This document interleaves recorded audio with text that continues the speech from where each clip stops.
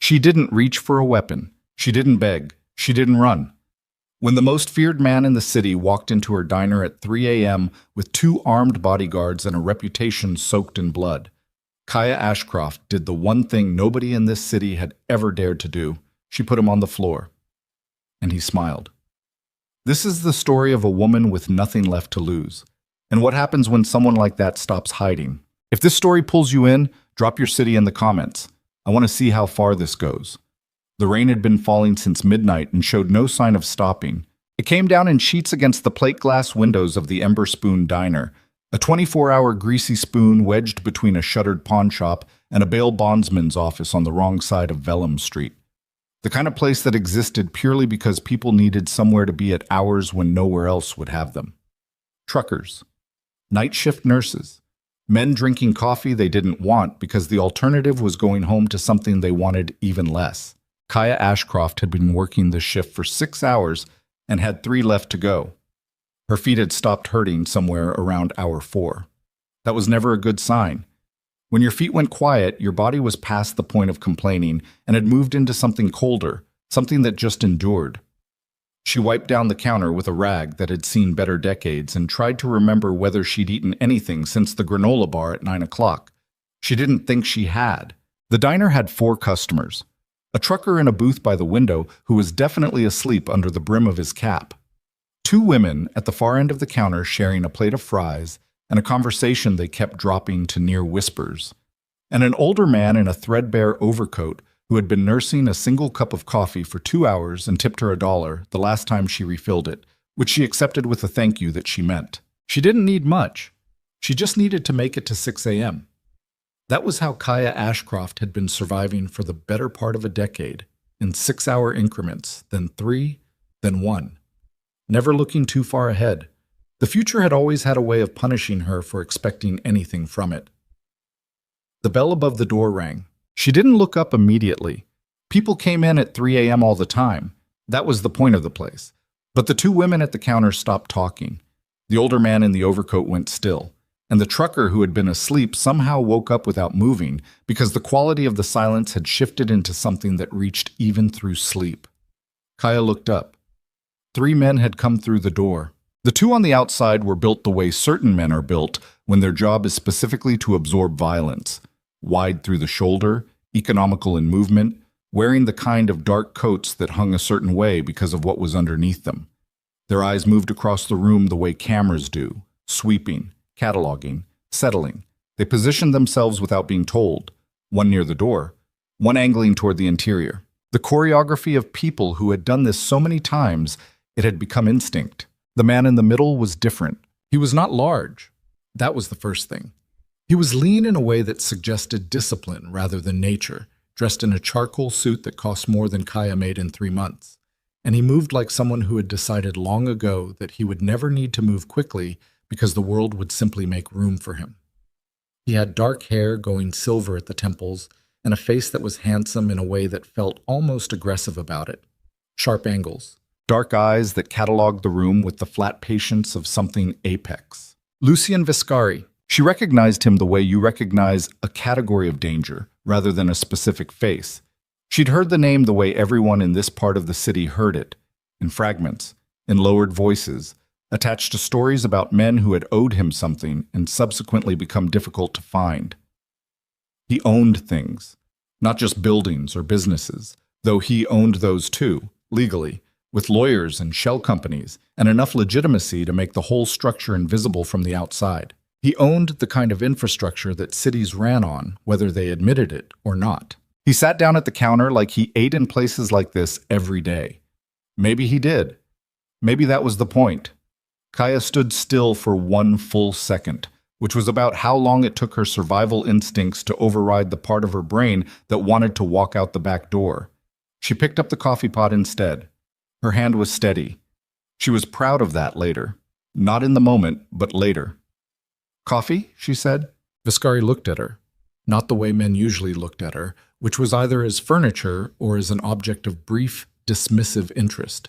He looked at her the way someone looks at a word they haven't encountered before and are trying to place in context. "Please," he said. She poured. Her hand was still steady. The two women at the end of the counter had quietly collected their purses. The older man in the overcoat was staring at his coffee like it contained the answer to something important. She set the coffee pot down and pulled out her order pad. "You want something to eat, or—" The bodyguard to her left moved without warning. He reached across the counter and grabbed her wrist. Not gently. His hand was enormous, and the grip was the kind that communicated a specific message, that her arm was not her own in this moment, that her comfort was not a relevant consideration, that she existed in this space on a kind of borrowed permission that was now being revoked. "The boss wants a word," the man said. "Put the pad down." The pad hit the counter, but not because she dropped it. Later, if someone had asked Kaya what she felt in that moment, she would have struggled to explain it accurately because it wasn't fear. Fear was something she'd learned to metabolize at an age when other children were still afraid of the dark. Fear was just information, and she'd had enough information about danger in her life to have developed a very specific relationship with it. What she felt when that hand closed around her wrist was something older, something that lived below language. It was recognition. This again. This exact texture of violation, the assumption that her body was a thing to be handled, that she would absorb it, that she had no available response except compliance. She had felt this before. In group homes with locked doors, in hallways with no witnesses, in a dozen situations across her 26 years where someone larger had decided that her smallness was an open invitation.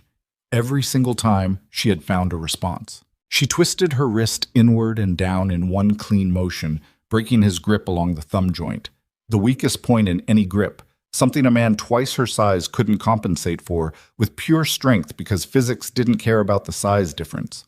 Her other hand caught his forearm as it came free, and she used his own forward momentum against him, pivoting her body and introducing his face to the counter with a sound that was flat and final and made the two women at the end of the counter inhale sharply through their teeth. He was not finished. She knew that before he moved, she could feel the shift in his weight through the contact point. The way a man like this doesn't accept the first reversal, muscle memory insisting on the continuation of the assault. He came up swinging with his free arm, and she stepped inside the arc of it, which meant the punch caught nothing but air behind her shoulder. And then she drove her elbow into the side of his jaw with everything she had. And he sat down on the floor of the Ember Spoon Diner like a man who had made a poor decision and was currently facing the consequences. The second bodyguard came off the wall. She was already turning. He was smarter than the first, more cautious, hands up, angling for control rather than a straight grab. She read the approach in the first two steps and adjusted. There was a specific window, about 1.5 seconds, between when a man committed to a grapple and when his arms actually arrived, and she was very good at living inside that window. She used the gap in the counter to control the geography, forcing him to come at her from an angle, and when he reached for her, she wasn't where he expected, and then she was behind him. And it was not elegant, and it was not clean. She caught his arm wrong and felt the strain up into her own shoulder and bit down on a sharp breath. But she got the leverage, and she used it, and he went down. Both men were on the floor. The whole thing had taken perhaps 9 seconds. The diner was completely silent. The rain hit the windows. Somewhere in the kitchen, something on the grill was making a sound it shouldn't have been making, and no one went to check on it. Kaya's breathing was elevated. Her heart was doing something loud in her chest. The shoulder she'd wrenched was sending her a signal she was choosing to defer. She straightened up and looked at the man still sitting calmly at the counter with his coffee. Lucian Vescari had not moved. He was watching her with an expression she couldn't classify. She'd expected anger. She'd expected cold fury, the particular variety of it that preceded very specific and irreversible decisions about someone's future. She'd expected the face of a man who had just been humiliated in public and was calculating the most efficient way to undo that. She had not expected this. He looked almost like a man who had just heard a piece of music he hadn't known existed. "You're going to have to replace those two," she said. Her voice came out steadier than she had any right to. They weren't much. Something changed behind his eyes, a very small adjustment like a recalibration. "No," he said slowly. They weren't. He picked up his coffee and drank it. He did not leave. He sat at the counter for 22 more minutes, and in that time he said 4 things total. That the coffee was better than he'd expected, that the diner smelled like something his grandmother had cooked, that her name was Kaya Ashcroft, which he said as a statement rather than a question, And finally, when he set down the cup and stood, he said, "You should get some sleep when your shift ends. You look tired." He walked out. His two bodyguards, one of whom was still moving with the careful coordination of a man whose jaw had recently made contact with a hard surface, followed him into the rain. The truck had woken all the way up. The older man in the overcoat was looking at Kaya with an expression she couldn't fully read, something between awe and sorrow, like a man watching something inevitable happen. The two women were gone. The manager, Dale, appeared from the back. He was a small man, deeply unimpressive, who had always been loudest in the room whenever there was nothing at stake. He was very quiet now. "Kaya," he said. "I know," she said. She picked up the coffee pot and started refilling cups. She did not sleep when her shift ended. She couldn't. She went back to her apartment, 2 rooms above a dry cleaner's that smelled perpetually of chemical solvent, with a window that didn't lock properly and a radiator that knocked in the night like something trying to get in. And she sat on the edge of her bed in her diner uniform, and she tried to think through what she had done with the same systematic calm that had always been her best survival tool. She had put 2 of Lucien Viscari's men on the floor of a public establishment in front of witnesses. She had then spoken to Lucien Viscari directly, with something very close to contempt, and he had told her to get some sleep. She turned this over. She examined it from different angles, the way you check a room you've just entered for exits. It didn't resolve into anything reassuring. In her experience, when someone with that kind of power absorbed a public humiliation without visible anger, it meant one of 2 things. Either you were beneath their notice, too small, too irrelevant to warrant a response, or you had done something they found interesting.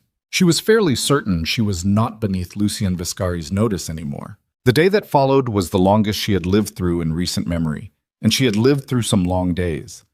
Every time her phone buzzed, she felt her stomach drop. Every time footsteps came up the stairs outside her door, she went still until they passed. She found herself cataloging exits in every room she was in. She knew this mode. She'd lived in it for years as a kid, this constant threat assessment, this reading of every environment for danger and escape routes. She'd thought she'd mostly left it behind. It had returned with the ease of a native language. She checked her messages twice. She had a text from Dale that said, "Don't come in tomorrow," and she understood that to mean she did not have a job anymore, which she processed with a peculiar absence of feeling. She had $47 in her account, and rent was due in 6 days, and she had been in worse positions than this. Technically, though it was difficult to remember specifically when. She was heating water for instant noodles when someone knocked on her door. Her hand found the longest knife in the kitchen drawer before she crossed the room. "Who is it?" she said. Not a question, a challenge. Someone who wants to have a conversation. The voice was calm. Male. Not the voice of someone who had come to do violence, which was paradoxically more alarming than if it had been. Men who came to do violence were usually louder. Men who came for other reasons were quiet, in a way that implied they had all the time in the world. She recognized the voice. She kept the knife. She opened the door. Lucien Viscari was alone. No bodyguards. No car she could see in the hall behind him. Just a man in a slightly different suit from the night before, holding 2 cups of coffee from somewhere that was definitely not the ember spoon. He looked at the knife. "Fair," he said. "You're alone," she said. "I am. That's either very confident or very stupid. I've been told both." He held out one of the coffee cups. "Can I come in?" She looked at him for a long moment. Then she stepped back from the door. He sat in her only chair, which was a folding thing she'd found on the curb 2 years ago, and he looked around her apartment with an expression that gave nothing away. She stood across from him with the knife still in her hand, and she didn't put it down, and he didn't comment on it. "I know about you," he said. "Not everything, but enough." "What does that mean?" "It means I know your name is Kaya Marie Ashcroft, 26. You've been in this city 4 years, this apartment 11 months.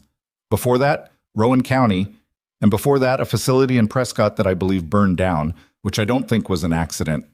Juvenile record, sealed, assault, 3 counts, all dropped or reduced. You've been working at the Ember Spoon for 19 months, and you were their best employee, which wasn't particularly difficult given the competition. The fact that he knew all of this did not surprise her as much as it probably should have. Men like Viscari had people for exactly this kind of thoroughness. "What do you want?" she said. "I want to offer you a job." She stared at him. You neutralized 2 trained protection specialists in under 10 seconds, he said, conversationally, like he was describing the weather. With no weapon, in a confined space, while running on 6 hours of shift work and whatever you had for dinner. That's not street fighting, that's something else. Where did you learn that? She didn't answer immediately.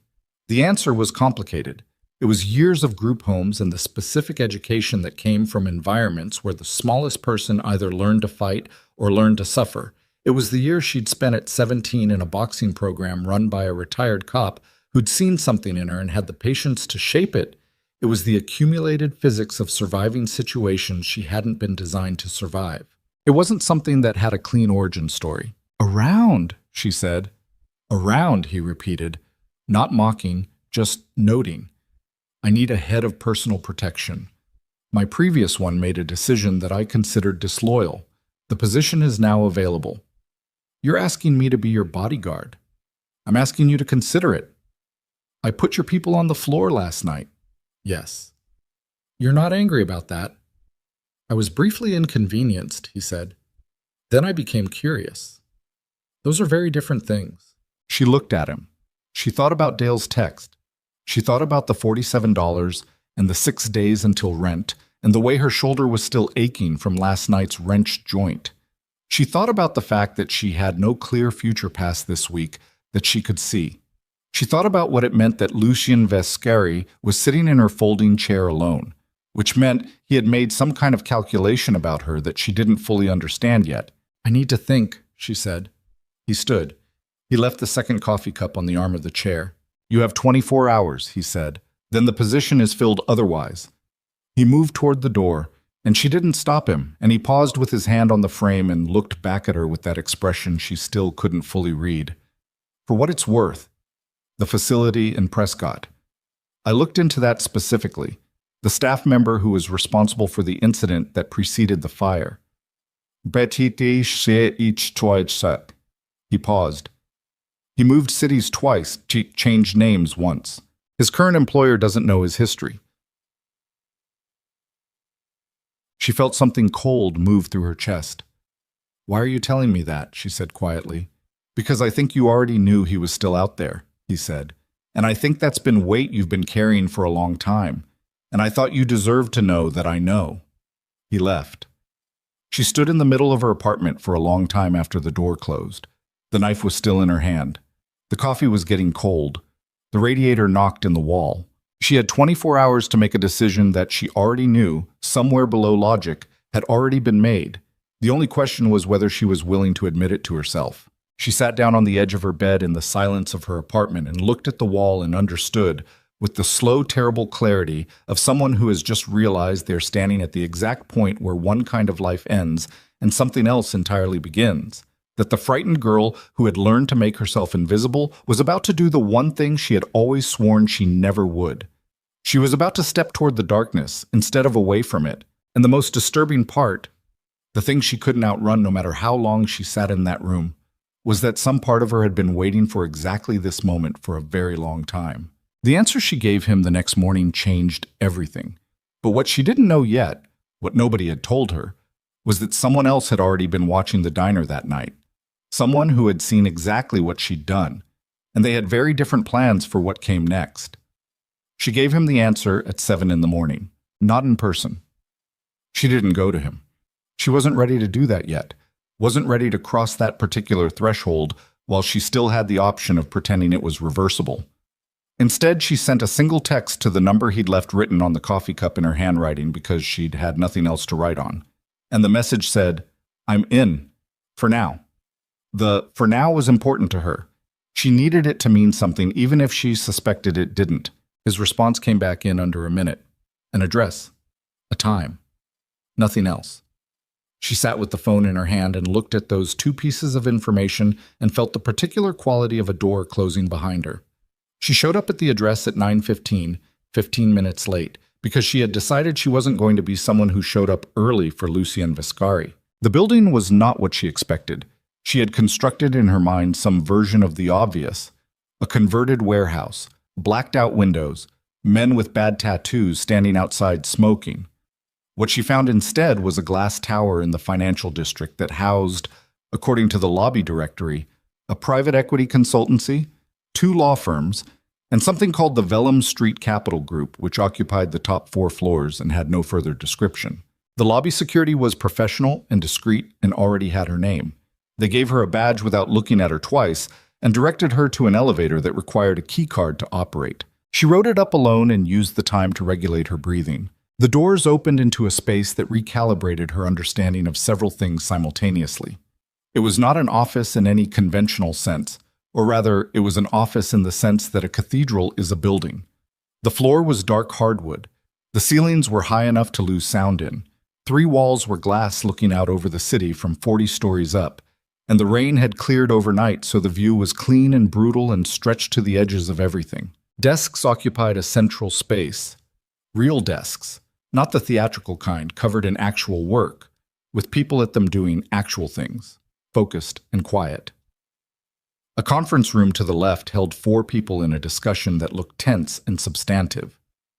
A woman in her 40s stood at a standing desk near the window, making notes on a legal pad with a posture that communicated she had not sat down voluntarily in approximately 15 years. No one looked up when Kaya came in.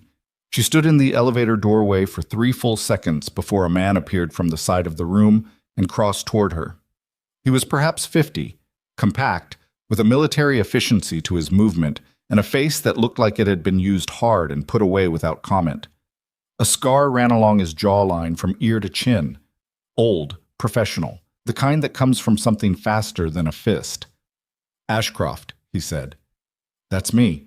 Callum Reed, security chief." He didn't extend his hand. "Come on." She followed him away from the main floor into a corridor that ran along the building's interior spine, away from the windows. The offices back here were smaller, functional, without the architectural theater of the main space. He pushed open a door at the end, and she followed him into what was clearly a training room. Rubberized floor, mirrored wall on one side, a rack of equipment along the other that ran from hand-to-hand pads to tactical vests to communication gear. Reed shut the door behind them. "Take off your jacket," he said. "Excuse me?" "Your jacket. Take it off. I need to see how you move before we talk about anything else." He moved to the center of the room. "Come at me." She looked at him for a moment. The scar, the posture, the way he stood with his weight distributed like someone who'd been hit from a lot of directions and had made his peace with it. "You sure about that?" she said. "I've been doing this for 23 years, he said, "and I need to know in the next 10 minutes whether you're the real thing or whether last night was a fluke and a lot of luck, because that answer determines whether this conversation continues or ends." "So yes, I'm sure." She took off her jacket. What followed was not a fight. It was more like a diagnostic. Reed coming at her with controlled, measured pressure, varying the angle and the intent, reading her responses the way a doctor reads reflexes. He was very good, better than either of the men from the previous night, more patient, with a technical precision that told her his 23 years were not an exaggeration. He found 2 holes in her defense inside the first 4 minutes, both times stopping short of the hit and simply pointing to where it would have landed, and she felt the familiar cold humiliation of being outclassed. But she adjusted, both times, within seconds of the exposure. After 12 minutes, he stepped back and held up one hand. "Okay," he said. He was breathing slightly harder than when they'd started. Slightly. "Where did you actually learn this?" "I told Vescari. Around." "Around is not a training methodology." "No, it's a survival methodology. They're different." He looked at her for a long moment. Something behind his expression shifted. Not softening, nothing that comfortable, but a subtle recalibration. The same thing she'd seen in Vescari's face the night before, and that she was beginning to understand was how people in this world acknowledged information that had rearranged their expectations. "You've got garbage form on your left side," he said. "Your right elbow drops when you're fatigued. Your footwork is self-taught, and it shows. And you rely too much on reading the first move, which works on amateurs and gets you killed against anyone who knows how to throw a false tell." He paused. "You also have the best spatial instinct I've seen outside of a military context. Your pain threshold is clearly abnormal, and you adjusted to me faster than people with formal training adjust." So, he picked up his jacket from the rack. "We've got work to do, but there's something to work with. It was the closest thing to a compliment she was likely to get from Callum Reed, and she understood instinctively that it was more valuable than most people's enthusiastic praise. "When do we start?" she said. "We already have." She met Vescari that afternoon. Not alone. There were 3 other people in the room, all of whom carried the specific gravity of people who managed serious things, and none of whom acknowledged her presence in any way that suggested they found it significant. Vescari sat at the head of a table and spoke about a supply chain restructuring and a legal matter in a way that was entirely opaque to her, and she stood near the door and watched the room the way Reed had already begun teaching her to watch rooms, not looking at faces, looking at hands, looking at exits, looking at the quality of attention people were paying to the people next to them. At the end of the meeting, when the others had filed out, Vescari looked at her. "And," he said. "The man on your left," she said, "the one in the gray. He checked his phone 3 times during the meeting, twice right after you mentioned the Harwick account specifically. Might be nothing." A pause. "His name is Darren Soul," Vescari said. "He's been with me 9 years. I'm not saying he's disloyal. I'm saying he checked his phone at specific moments, and I thought you'd want to know." Vescari looked at her for a long moment. Then he said, "Good," and went back to his papers. That was day 1. The days that followed had a quality she hadn't anticipated and couldn't entirely name. Structure, partly. She was up before 6 every morning for the session with Reed, which ran 2 hours and left her wrung out in ways that were different from the bone-deep exhaustion of diner shifts. The diner had been passive suffering. This was active demolition and reconstruction, her body being taken apart and rebuilt along more deliberate lines. Her left side, her footwork, the elbow that dropped when she was tired. Reed was merciless about it, in the specific way of someone who is merciless because the alternative is inadequacy. And she hated him for it on the days it was bad and respected him precisely because she hated him, which she thought was probably how that was supposed to work. The wardrobe was arranged by someone she never met. Clothes appeared in the room she'd been given in the penthouse's east wing, dark and functional and expensive in a way that was not theatrical, not designed to impress, designed to allow complete freedom of movement while communicating a specific kind of authority. She put them on and looked in the mirror and didn't quite recognize herself, which was neither comfortable nor entirely unwelcome. She attended every meeting, every dinner, every site walk and facility review and private conference that Vescari conducted. She stood near exits. She watched hands. She cataloged faces and noted which ones changed when Vescari said specific things. Reed checked her observations at the end of each day and corrected her interpretations without softening the correction. And after 2 weeks, she began to be right more often than she was wrong. She learned the structure of the empire. Not completely.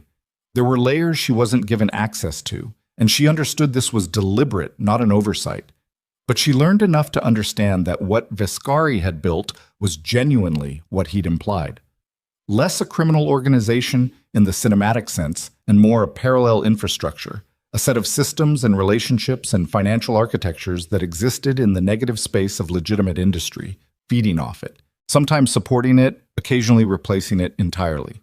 Violence existed within it, but as a tool of last resort rather than a first language. The people who worked for Vescari were not, by and large, the people she would have predicted. They were competent, disciplined, self-interested in the functional rather than the chaotic way. She was not naive enough to romanticize any of it. She'd been in enough bad situations to know that an organization being run competently didn't make it good. But she was honest enough with herself to acknowledge that it was more interesting than she'd expected, and more demanding, and that the demand was doing something to her she hadn't been prepared for. It was making her present. For the first time in years, she wasn't managing the distance between herself and her own life. She was inside it. Fully, physically, with no room for the dissociation she'd relied on since she was a kid in a group home, learning that not being entirely present was sometimes the only way to survive what was happening to you. She did not examine this too carefully. It seemed like the kind of realization that would become dangerous if you looked at it too directly. 3 weeks in, she had her first real confrontation with Reed. It started over a decision she'd made during a site review at one of Vescari's warehouse properties in the Port District.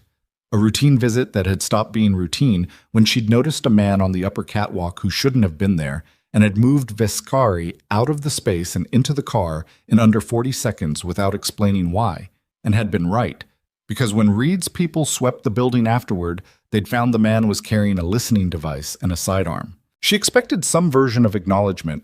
She got a debrief that lasted 90 minutes and ended with Reed telling her she'd made 3 tactical errors in her extraction route and that the secondary vehicle should have been repositioned before they entered the building. "I kept him safe," she said. "You did, and your instinct on the catwalk was correct and fast and genuinely impressive." Reed set down his pen. "You also picked an extraction route that passed within 30 feet of the main entrance, which was the highest risk point in that building. And if there had been a second asset positioned outside, which you had not confirmed either way, you would have walked your principal directly into it. I made a call." "You made an incomplete call. There's a difference." She was tired. She was always tired in those weeks, a different kind of tired than before. Her body was adapting, but it hadn't finished adapting yet, and she was running on the specific edge that comes from pushing past what you knew your limits were and discovering the limits were further out than you'd thought, but you weren't there yet. She felt the anger come up, which was familiar, which had always been one of her more reliable and destructive companions.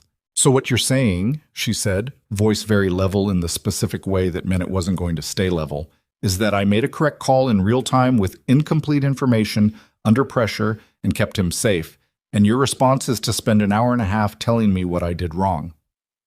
"Yes," Reed said, "that's exactly what I'm saying." "That's insane. That's the job." He didn't raise his voice. He never raised his voice, she'd noticed. It was one of the things she found most infuriating about him. "Kaya, listen to me. You are very good at surviving. You have probably been very good at surviving since you were 10 years old because you had to be. And surviving is not nothing. And surviving is how you're here and not in a dozen worse situations. But surviving is reactive. What I'm teaching you is different. What I'm teaching you is how to control the environment before the crisis happens so that your reaction doesn't have to be perfect, because perfect reactions under perfect pressure are a fantasy. Do you understand the difference?" She understood the difference. That was the most infuriating part. "I understand it," she said. "Good. Then let's go through the extraction route again." They went through it again. She was walking back through the main floor toward the elevator at the end of that session when Vescari's assistant, a quiet, precise woman named Orla, who communicated primarily in single sentences, intercepted her with the information that there was a dinner that evening, a private one, at a location she'd be briefed on in the car. Formal.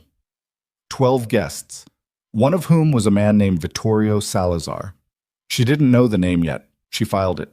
The restaurant was the kind of place that existed to communicate that money was not a consideration, with the specific design language of spaces where everyone present knows the prices and no one mentions them. Private dining room in the back, no windows to the street, single entrance, 2 exits through the kitchen. She clocked all of this in the first 20 seconds after entering and felt Reed's training sitting in her like a new piece of furniture she was still navigating around. Salazar was already there when they arrived. He was perhaps 60, with the heavy-set confidence of a man who had been physically powerful once and had allowed himself to age into something softer without losing the authority that came from a history of being the most dangerous person in most rooms. He embraced Vescari like an old friend and looked at Kaya with the polite, dismissive assessment of a man who categorized women by function before he categorized them by anything else. "New?" he said to Vescari, nodding toward her. "Security," Vescari said. Salazar smiled in a way that didn't reach anything above his mouth. "Young for it." "She'll age," Vescari said, and moved toward the table. The dinner went on for 2 hours. The food arrived and was eaten, and the conversation moved through subjects she mostly couldn't follow. Names and numbers and references to transactions and agreements with a history she didn't have. She stood near the interior wall and watched. Salazar's people, 2 of them positioned on either side of the room, were competent without being remarkable. She read them as ex-military, probably private sector for several years, relaxed in the way of men who didn't expect the evening to become complicated. She watched Salazar. He talked too much. That was the first thing. Men who were secure didn't talk this much. They let silence work for them. Salazar filled every gap, which meant there were gaps he was afraid of, which meant there were things in those gaps he didn't want anyone looking at. She noted this without fully understanding its significance. At one point, during a pause, while the plates were cleared, Salazar made a joke at Viscari's expense, something about a deal that had apparently gone sideways years ago, framed as a fond memory, delivered with too much warmth. Viscari smiled. It was not the same smile Kaya had seen in the diner. This one was a different instrument entirely. She filed that too.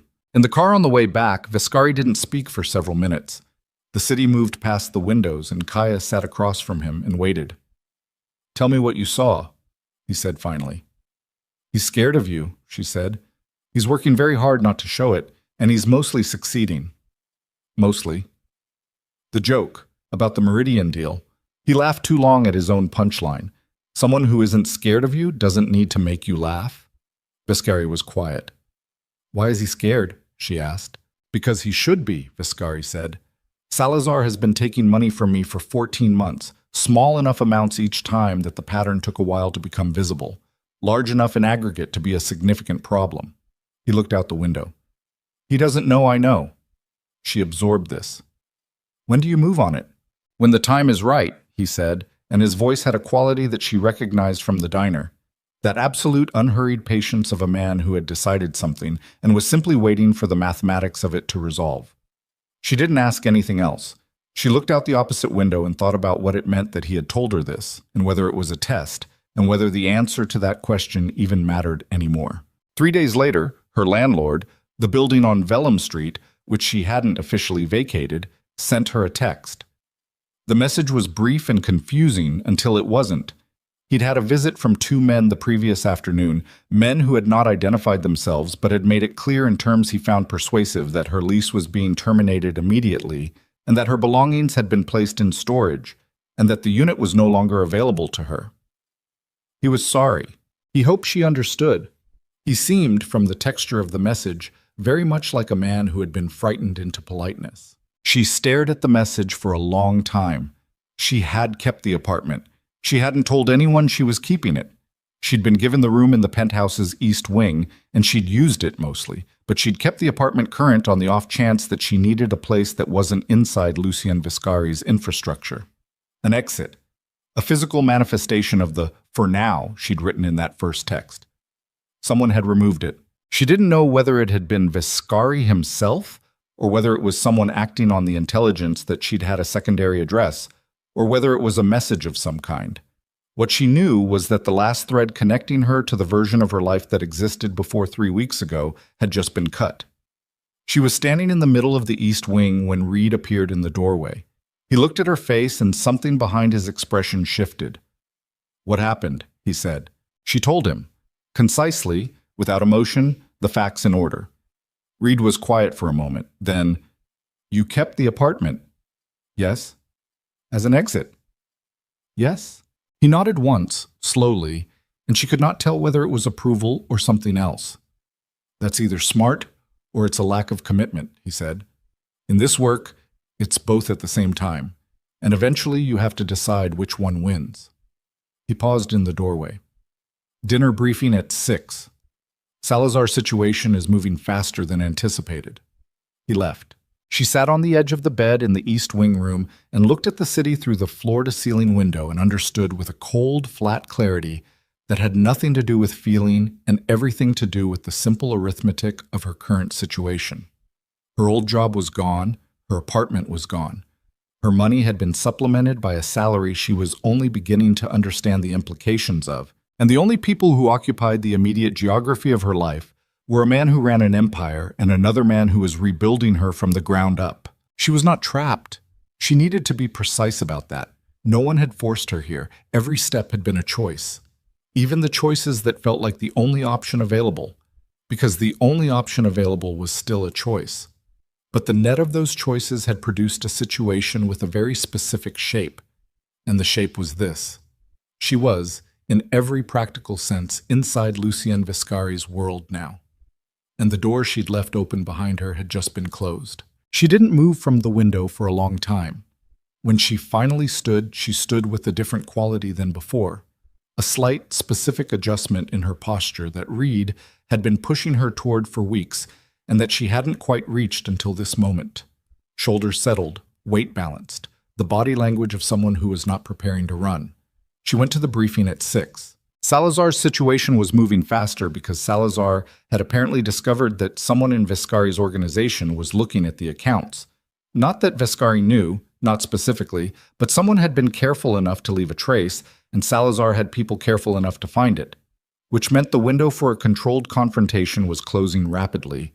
And what replaced it, if they missed it, was the kind of chaos that Salazar would use to bury whatever evidence existed under a collapse he manufactured himself. The dinner was being scheduled for the following week.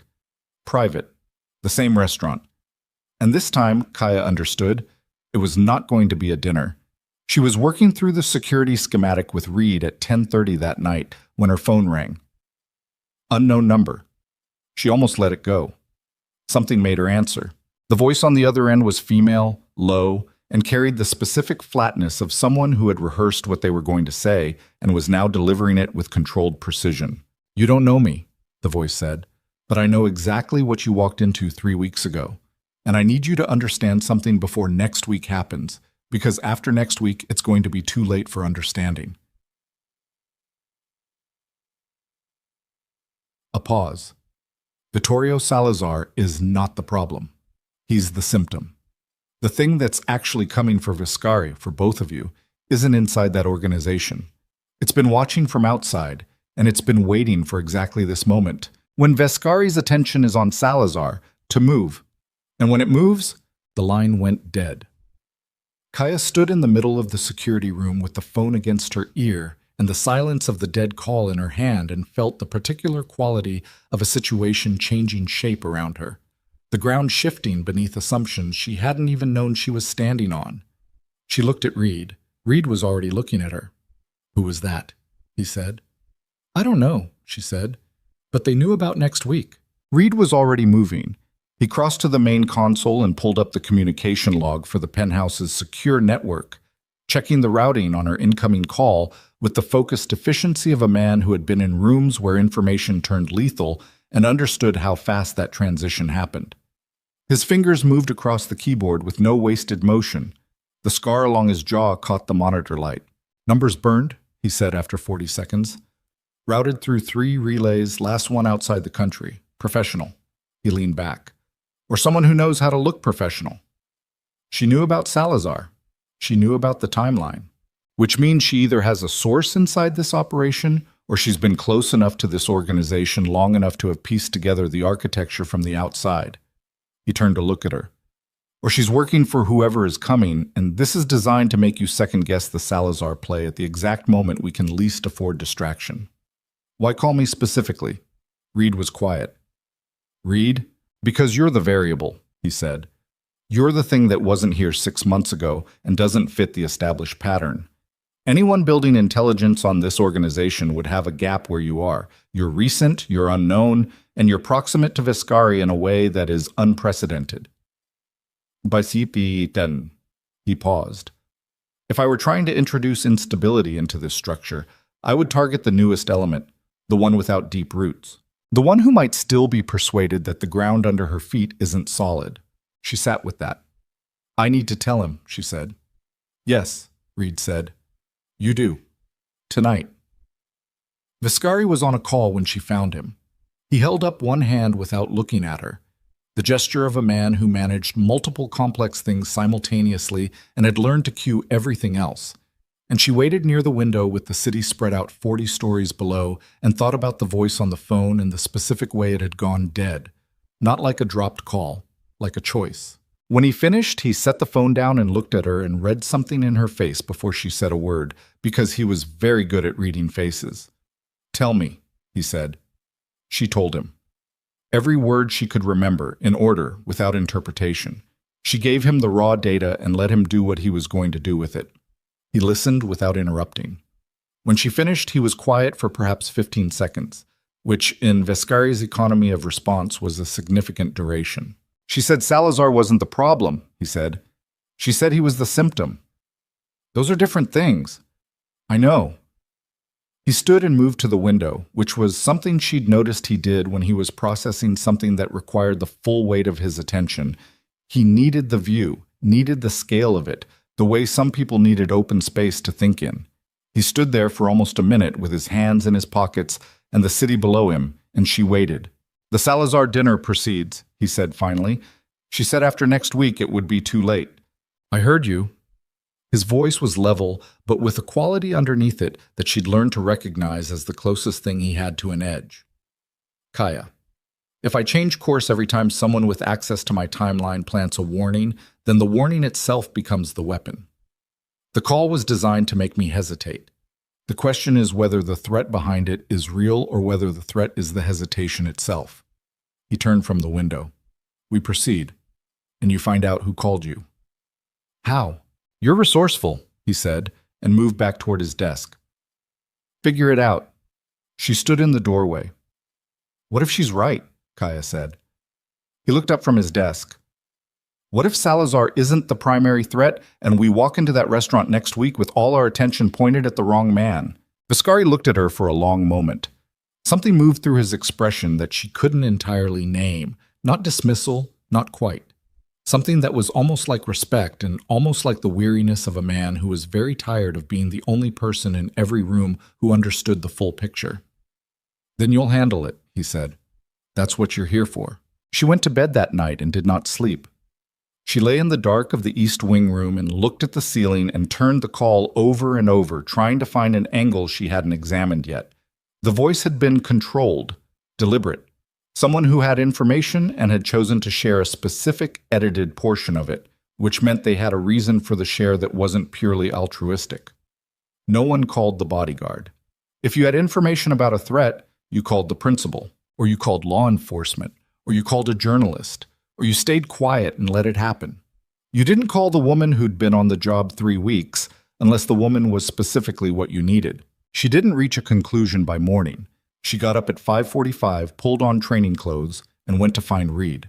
The next 4 days were the most demanding of the training Reed had put her through, because the Salazar dinner required not just her physical capability, but her tactical integration into a complete security architecture, entry protocols, position assignments, communication channels, contingency routing for 3 different failure scenarios. Reed walked her through it with the same relentless precision he applied to everything, and she absorbed it with a focus that surprised even herself, because underneath the focus was something she recognized as fear. And fear, as she'd learned young, was either paralyzing or concentrating, and she had always run better scared. On the 3rd day, she found the call's origin, not through official channels. She didn't have those, wasn't going to have those. She found it through a name, which was what she'd been working backward from. The woman had said "both of you" when she referenced the threat, which meant she considered Kaya a principal rather than staff, which was not how anyone outside of Viscari's immediate inner circle would characterize the relationship. The number of people who had that characterization and weren't inside the organization was very small. She pulled on that thread and at the end of it found a name she hadn't expected. Marin Lyle, former intelligence analyst, 3 years in private security consulting, currently listed as a risk advisor to 2 financial entities that appeared, after 20 minutes of searching in ways she'd learned from watching Reed's people work, to have indirect structural connections to Viscari's corporate network through a chain of ownership so attenuated it would take a forensic accountant to confirm. She'd been adjacent to this world without ever being inside it, close enough to understand the architecture, far enough to maintain deniability. She brought the name to Reed. He went very still. Not the stillness of surprise, something different. The stillness of a man encountering information that connected to something he already knew and was rapidly recalculating around. "Where did you get that?" he said. "I told you. Around." She watched him. "You know her." A pause. Marin Lyle was brought in 8 months ago to do a risk assessment on the corporate side of 3 of Viscari's holdings, Reed said carefully. Standard external review. She had limited access, properly scoped. She shouldn't have been able to see anything operational from what she was given. But she's very good at her job, Reed said. And some of what she was assessing had organizational fingerprints on it that someone with enough experience could read in a specific direction. So she saw through the legitimate layer. Partially. Enough to know the shape of what was underneath, even without seeing the underneath directly. Kaya looked at him. "Why didn't you tell Viscari she might be a risk?" Reed met her eyes. Something in his expression was doing something complicated and controlled.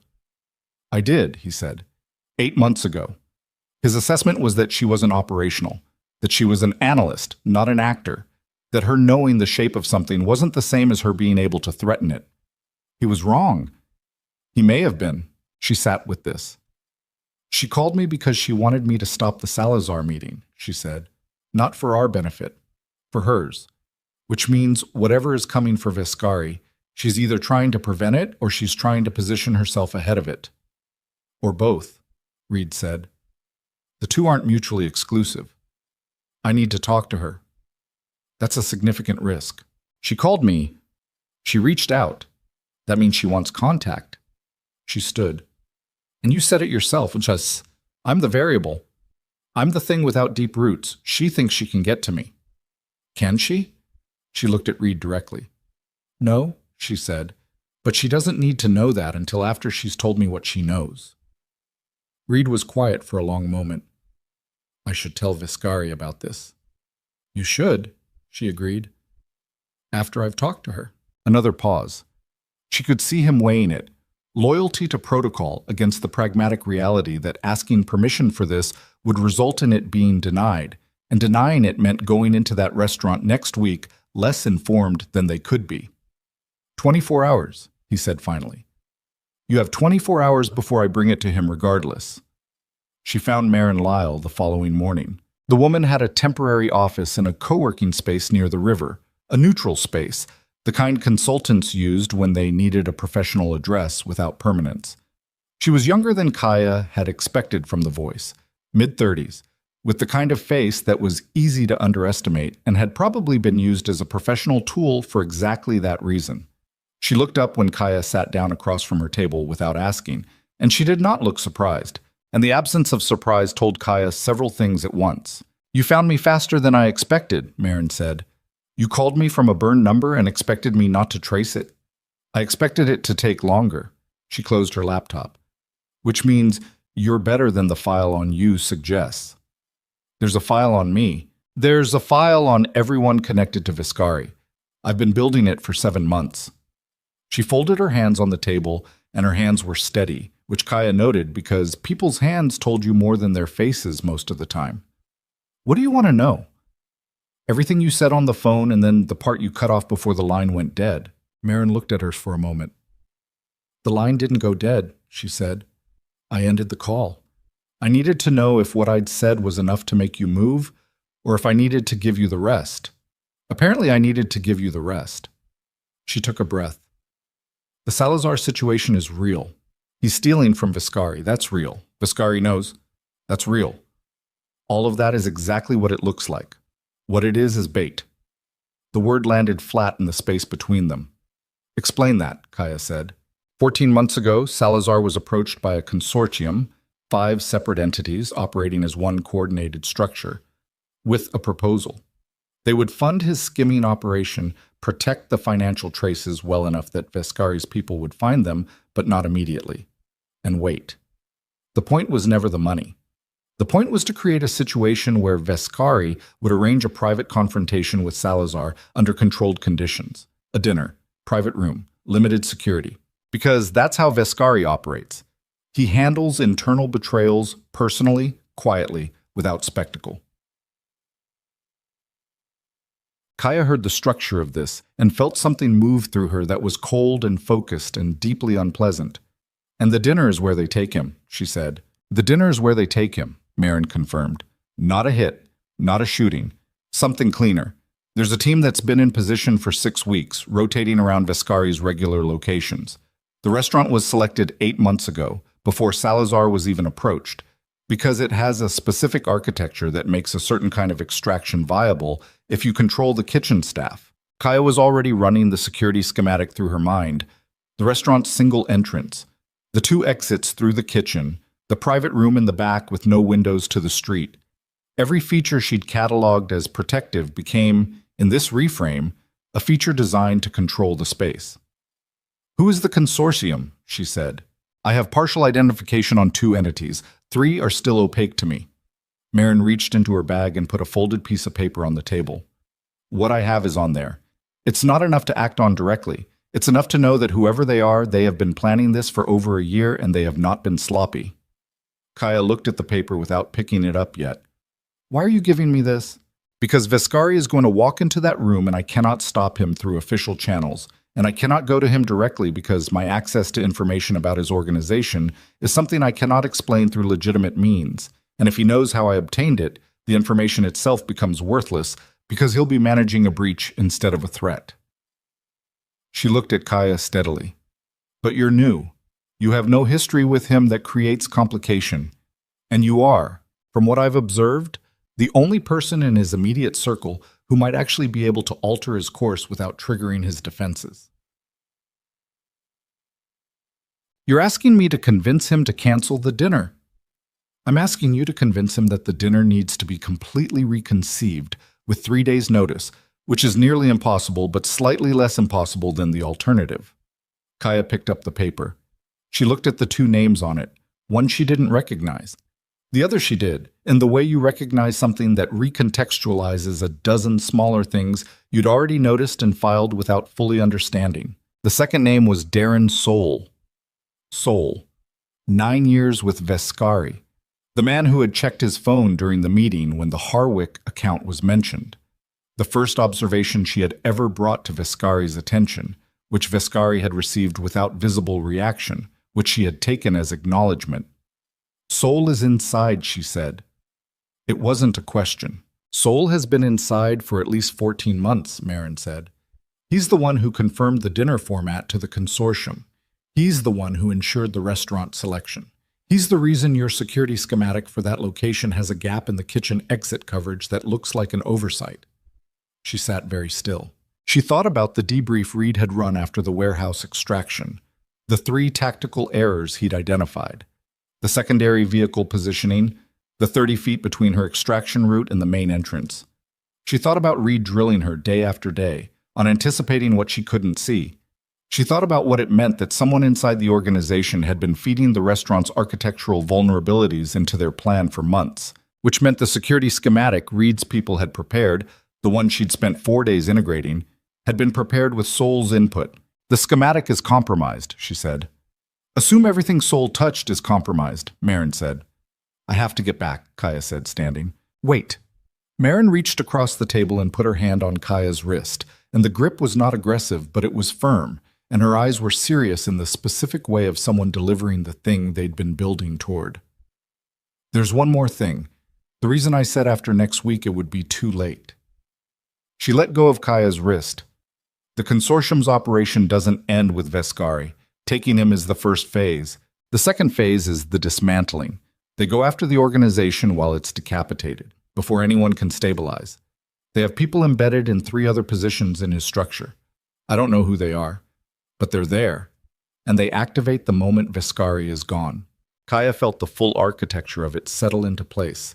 Not a confrontation, a demolition.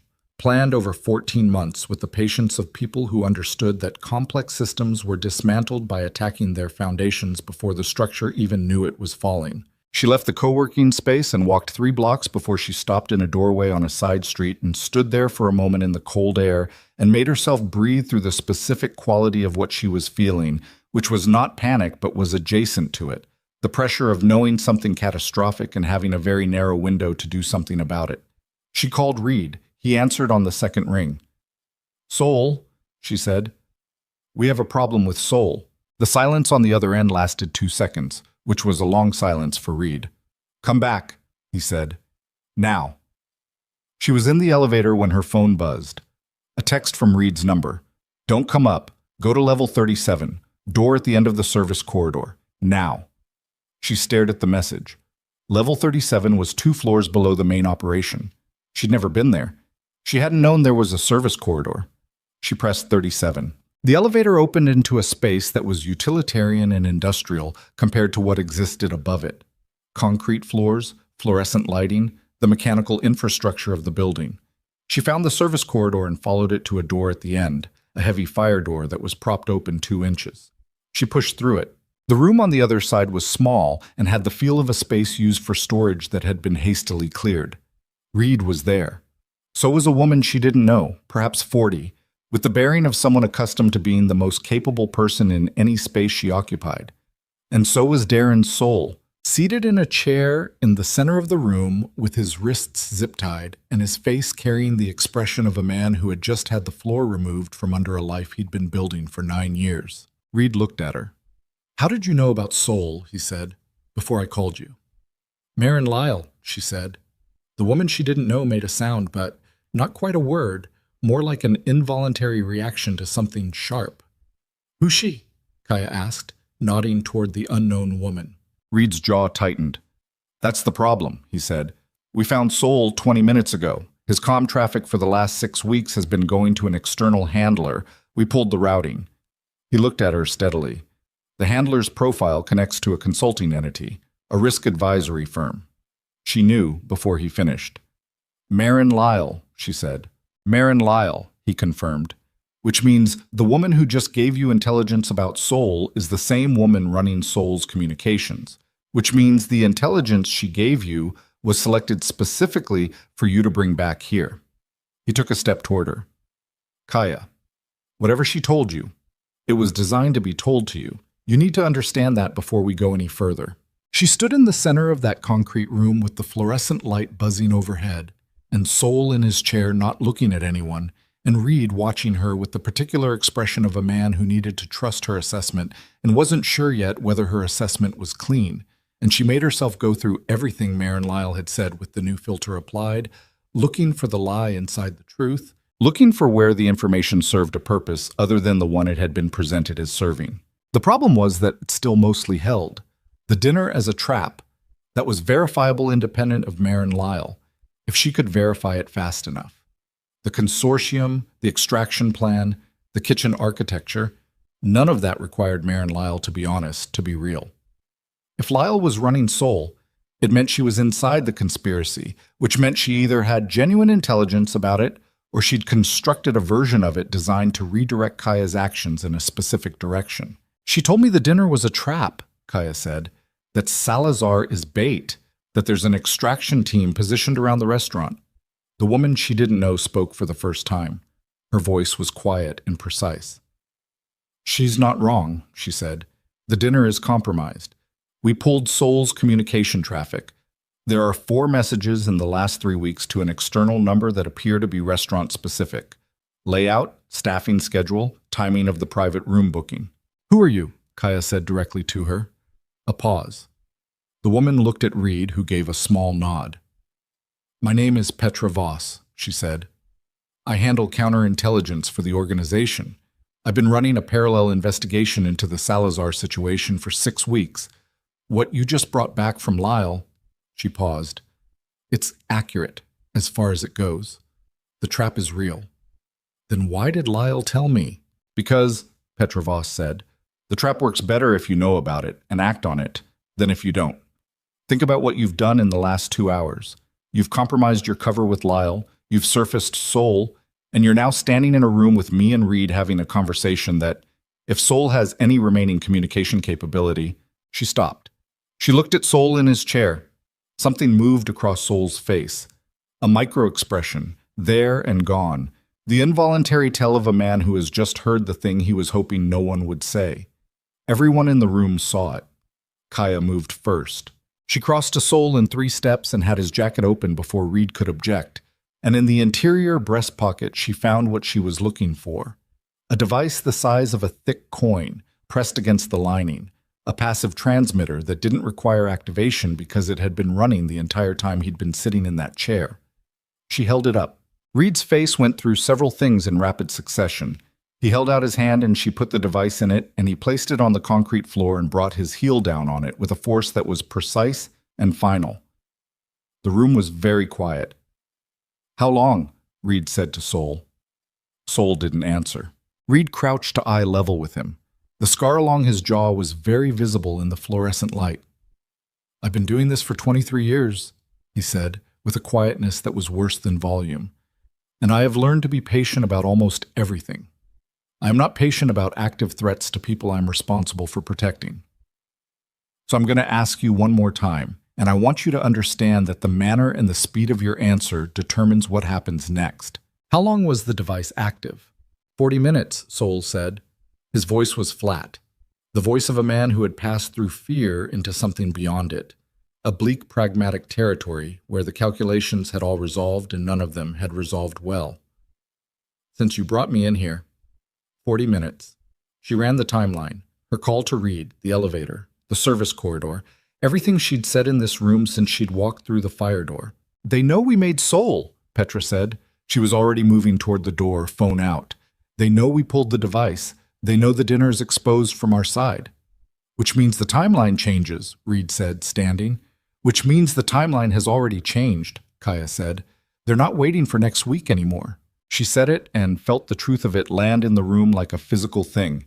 The compressed, awful logic of a plan that had spent 14 months in preparation encountering the sudden knowledge that it had been surfaced, and the single response that kind of plan had available to it when that happened. Accelerate. Reed's phone rang. He answered it, listened for 4 seconds, and the expression on his face was something she had not seen on him before in 4 weeks of working alongside him. Not panic, Reed was not a man who panicked, but something adjacent, something that meant the information he was receiving was of a category he had not fully prepared for. He lowered the phone. Viscari, he said. He left the penthouse 20 minutes ago. Dinner meeting. Salazar called and moved the timeline up. Tonight. The silence lasted less than a second. Then Kaya was already moving through the fire door, and the corridor, and the elevator, with Reed behind her and Petra's voice following them both with logistics she was absorbing and cataloging and filing into the specific architecture of a situation that had just become the worst version of itself. And underneath all of it, underneath the movement and the calculation and the cold, precise machinery of crisis response, was a single thought that she did not have time to examine but could not entirely silence.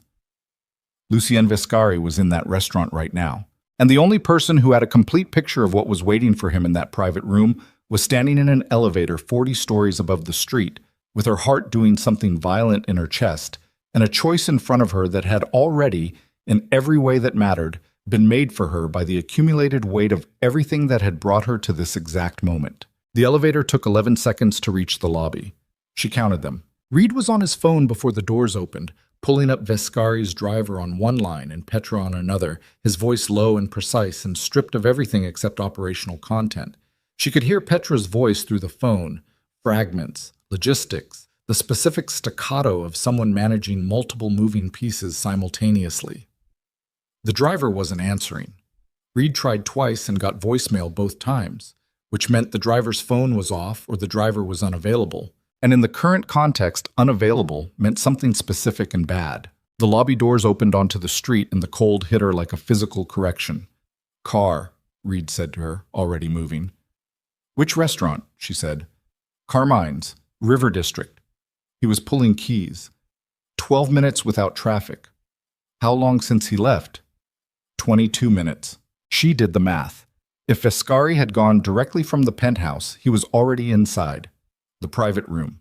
Salazar across the table. Whatever staffing the consortium had positioned in the kitchen. Soul's architectural intelligence feeding an extraction plan that had been in preparation for 6 weeks and had just had its timeline accelerated by the worst possible variable. The knowledge that it had been surfaced. A plan that knows it's been exposed doesn't wait. It commits. She got in the car. Reed drove the way he did everything, with an economy of motion that communicated complete control. No wasted movement, the vehicle an extension of intent rather than a separate problem to manage. He ran 2 red lights in the first 4 blocks, and she didn't comment on it. The city at 11 p.m. had the specific texture of a place that had mostly gone indoors. The streets wet from earlier rain, neon reflecting in elongated shapes on the asphalt. Talk to me about the layout, she said. Single entrance from the street, lobby, host station, main dining room, private corridor to the back rooms. 3 private rooms, Viscari's is the furthest from the entrance. 2 kitchen exits, 1 to the private corridor, 1 to a service alley on the building's east side. Loading dock connects to the alley. Reed kept his eyes on the road. If they're using the kitchen for extraction, they'll have the service alley controlled. The loading dock gives vehicle access without street visibility. How many in their team? Unknown. Marin Lyle's operation, what we know of it, has the resources to run 6 to 8 in a field operation. If the consortium has been funding this, more. She thought about the private room. Vescari at the table. Salazar across from him. Salazar, who had spent 14 months playing the role of a disloyal subordinate, which meant Salazar was either a willing participant in his own use as bait, or he was a victim of this too. A distinction that would matter later and didn't matter at all right now. Whatever security Vescari had brought with him was operating on the compromised schematic that Sol had fed them. The one with a gap in the kitchen exit coverage that looked like an oversight. It wasn't an oversight. His security detail, she said. Who's with him? 2 on his standard rotation, Harker and Moss. Reed's jaw tightened slightly. Both had access to the location schematic. So they could be compromised. I don't believe they are, but I cannot confirm they aren't, which means when we go in, we don't know who in that room is working against him. She stared at the road ahead. Just us. Just us. Against however many they have positioned. Yes, she felt the particular quality of this settle into her body. Not as panic, not as the paralysis of an equation that didn't balance, but as something colder, more functional. She had been in situations before where the numbers didn't work in her favor. She had learned in group homes and back alleys, and a dozen situations she'd survived by means she hadn't fully understood at the time, that the numbers weren't always the point. The numbers told you what you were up against. They didn't tell you what you were capable of. The kitchen entry, she said. If they're running extraction through the East Alley, they'll have the kitchen locked down. Staff either cleared or controlled, which means the kitchen entry from the private corridor is where they're not expecting pressure from. Because it's inside the building. Because their entire plan assumes Vescari gets walked out. He doesn't make noise. It happens clean. An assault from inside the corridor disrupts the plan's assumption about control of the space. She turned to look at Reed. We split. You go street-facing, cover the lobby and main entrance. I go through the kitchen. A pause. The kitchen is going to have armed people in it, Reed said. Yes. And you're proposing to go through it alone. You're better on the street side. You know the exterior coverage patterns.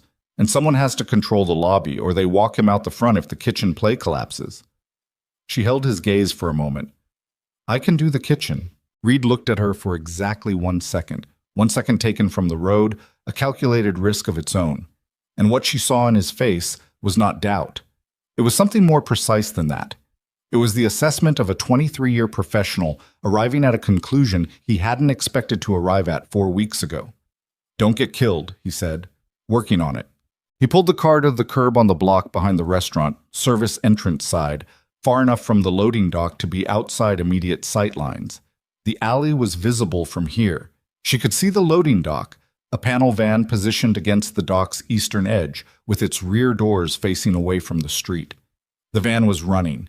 Exhaust in the cold air, someone in the driver's position, barely visible. They had already committed the vehicle. They're close to moving, she said. Go, Reed said. She went. The service alley was 30 meters from the car to the loading dock.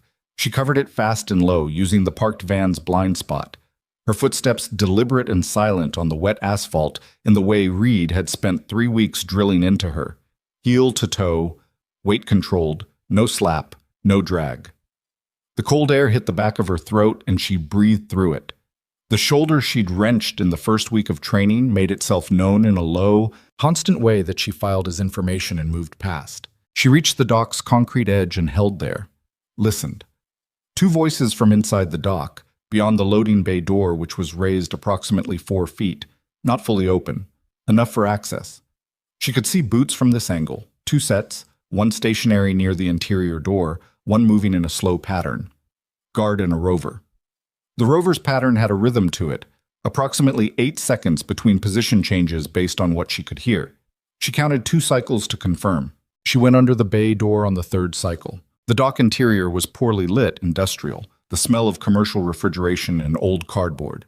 She came up on the stationary guard from behind and to his left in the gap between 2 storage racks. And she did what she did. Fast, controlled. The specific application of force to the specific point that produced unconsciousness without the kind of noise that carried. He went down, and she caught him and lowered him, and the whole thing produced less sound than a door closing. The rover came back around the rack. She was already in the position she'd calculated from the footstep pattern, inside his turn radius, and she had perhaps 1 second of advantage from the moment he registered that something was wrong to the moment he acted on it. And 1 second was either enough or it wasn't. It was enough. Barely.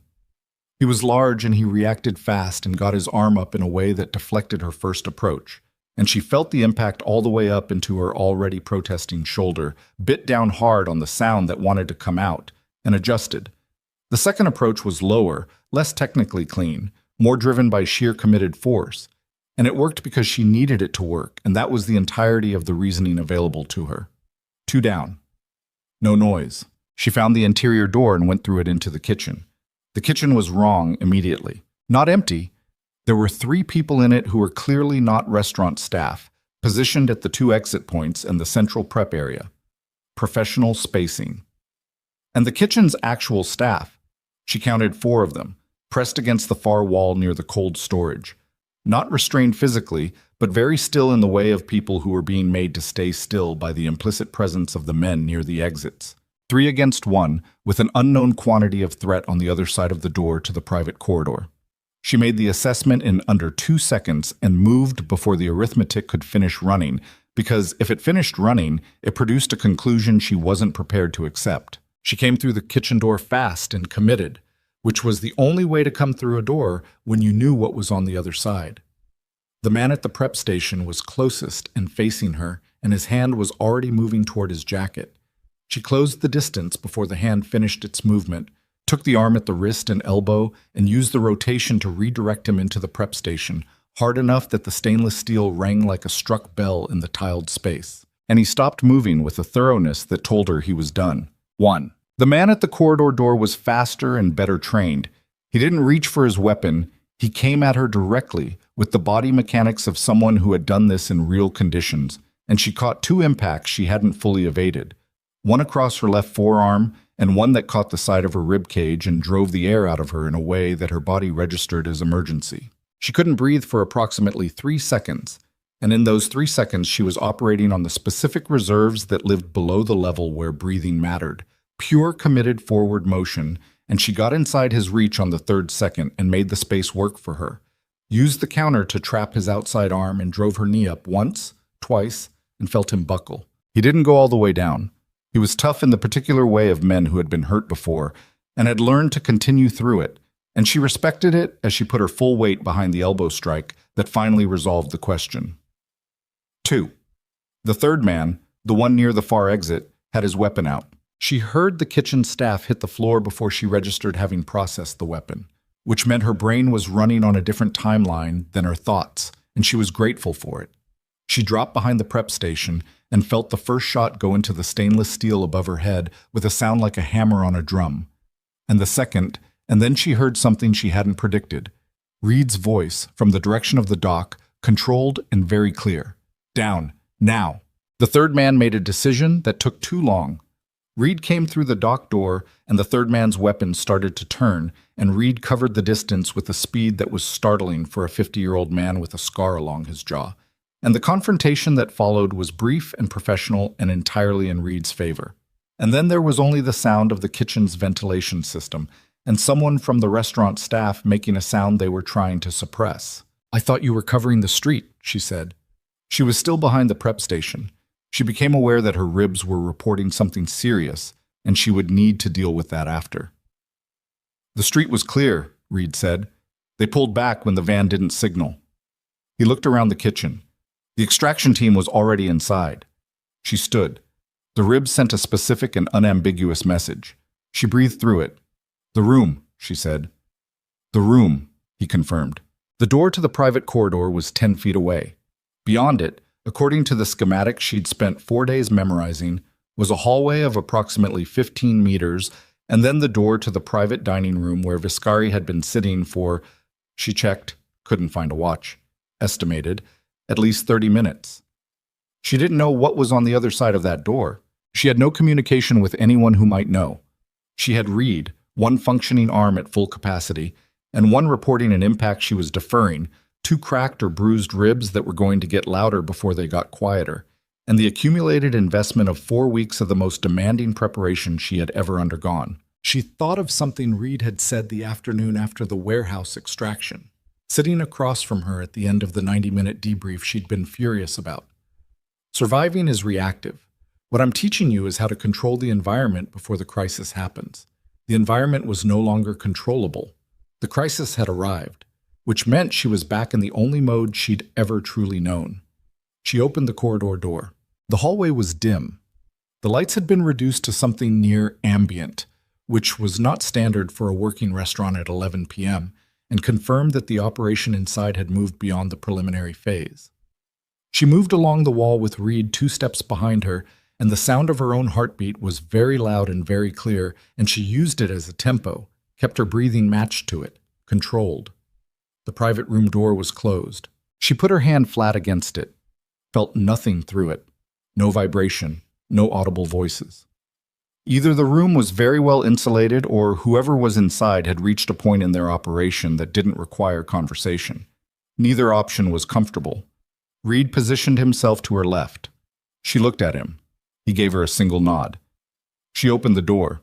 The room was not what she expected, which was becoming a pattern she was tired of. Viscari was at the table.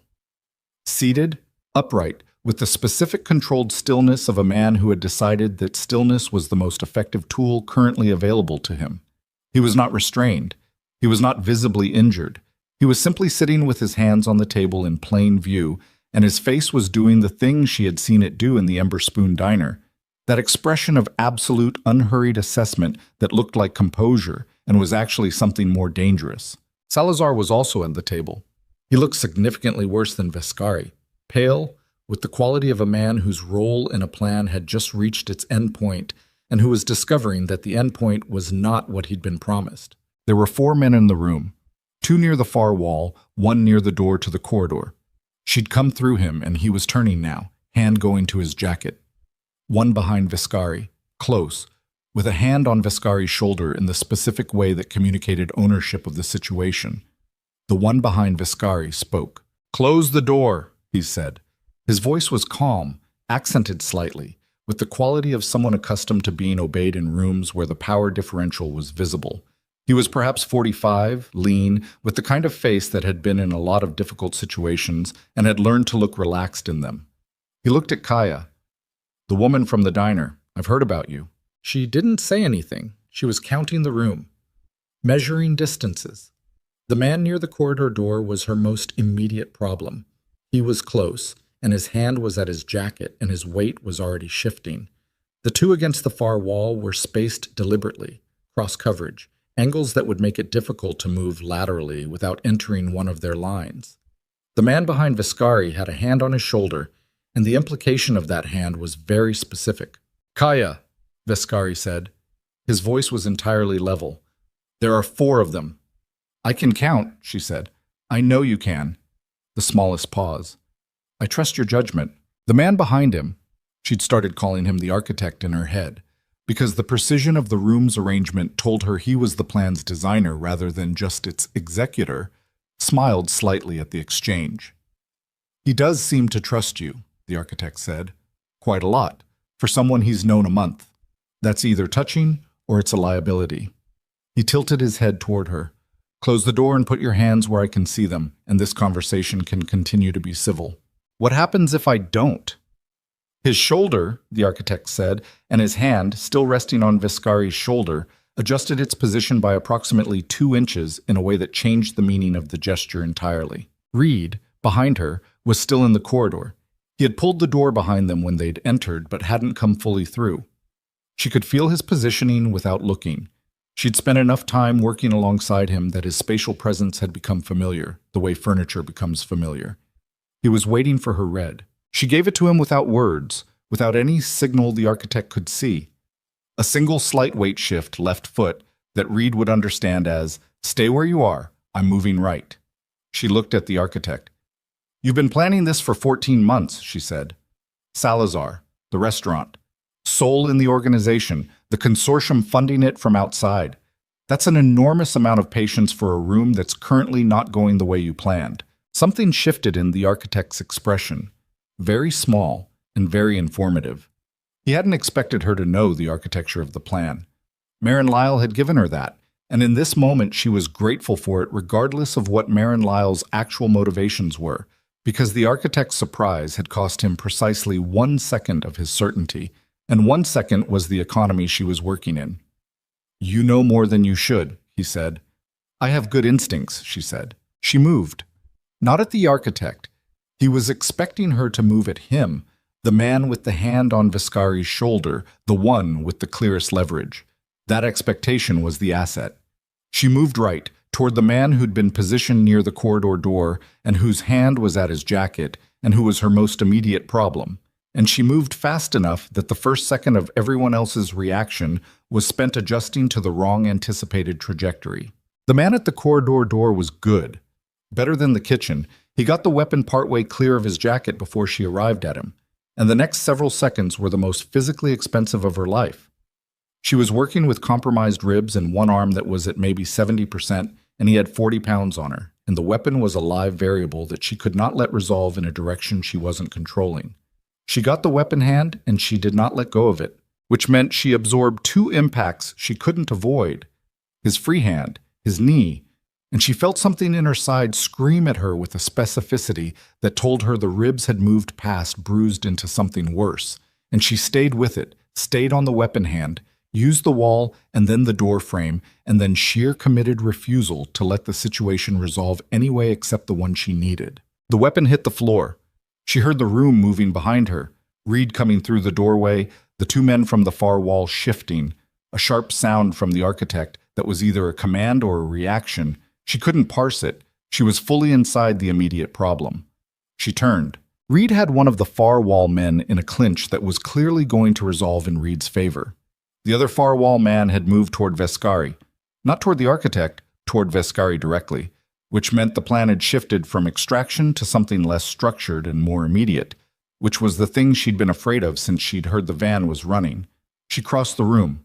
The table was between her and the far wall man moving toward Viscari.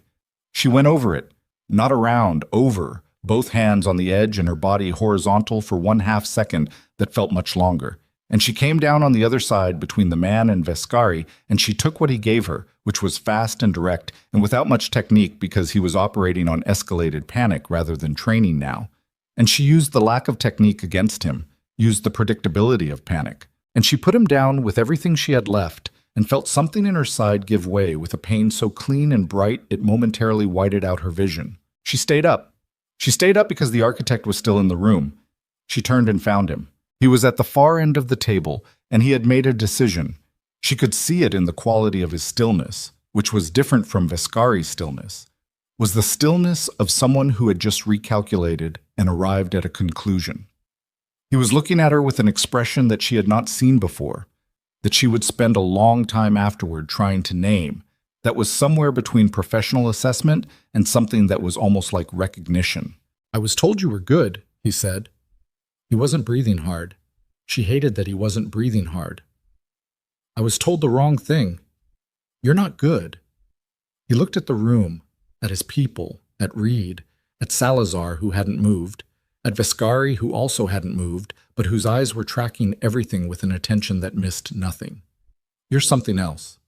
"Yeah," she said. Her voice came out rough, pushed past the pain in her side. "I get that a lot." He looked at her for one more moment. Then he looked at Viscari. "This isn't over," he said to Viscari. Not a threat. A statement of fact delivered with the flat certainty of someone communicating a mathematical reality. "You understand that. What you've managed tonight, what she has managed, it doesn't close the account. The consortium doesn't close accounts." Viscari looked back at him with the expression he'd worn in the diner, the expression he wore when he was in the presence of something he found genuinely interesting. "I know," Viscari said. "I'm counting on it." The architect moved toward the corridor door, toward the exit Reed had come through, the only one still functional. Reed let him go, which told her Reed had made the same calculation she was making. The architect leaving was information, was a thread that led somewhere, was more valuable walking out of this room than anything his detention would produce tonight. He was gone. The room settled into the specific quiet of an aftermath. Kaya became aware of several things in rapid succession, that she was holding herself at an angle that was protective of her right side and had been for the last several minutes. that her left forearm had a deep ache that was going to be ugly tomorrow, that Vescari was looking at her from across the overturned table with an expression she had not seen on him before, something that was not the assessment of an employer evaluating an asset, but something more direct and more personal, something she didn't have immediate words for, and that Salazar, still seated, was looking between them with the expression of a man who had survived something he hadn't anticipated surviving and was not yet certain how to feel about it. "Are you hurt?" Vescari said to her. The question was direct. The directness of it, its simplicity after everything that had happened in the last 40 minutes, hit her somewhere unexpected, and she took a moment to locate a response. "Ribs," she said. "I'll live." Vescari stood.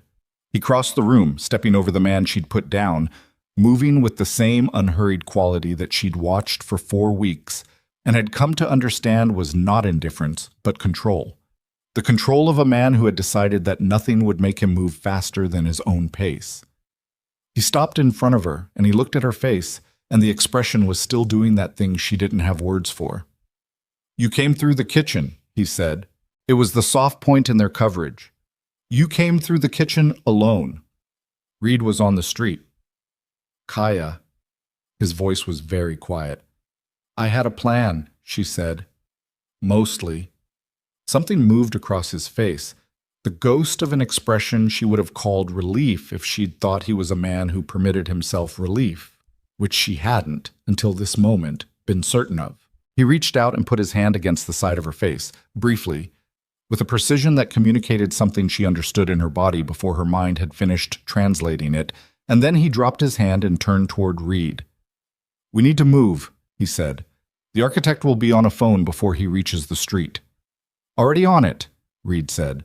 Kaya stood still for one moment in the center of the ruined dining room with the overturned table and the glass from a shattered decanter spread across the floor and the sound of Reed coordinating their exit in her ear, and she made herself breathe, carefully, through the ribs, gauging the damage, cataloging it, and she thought about the architect's words.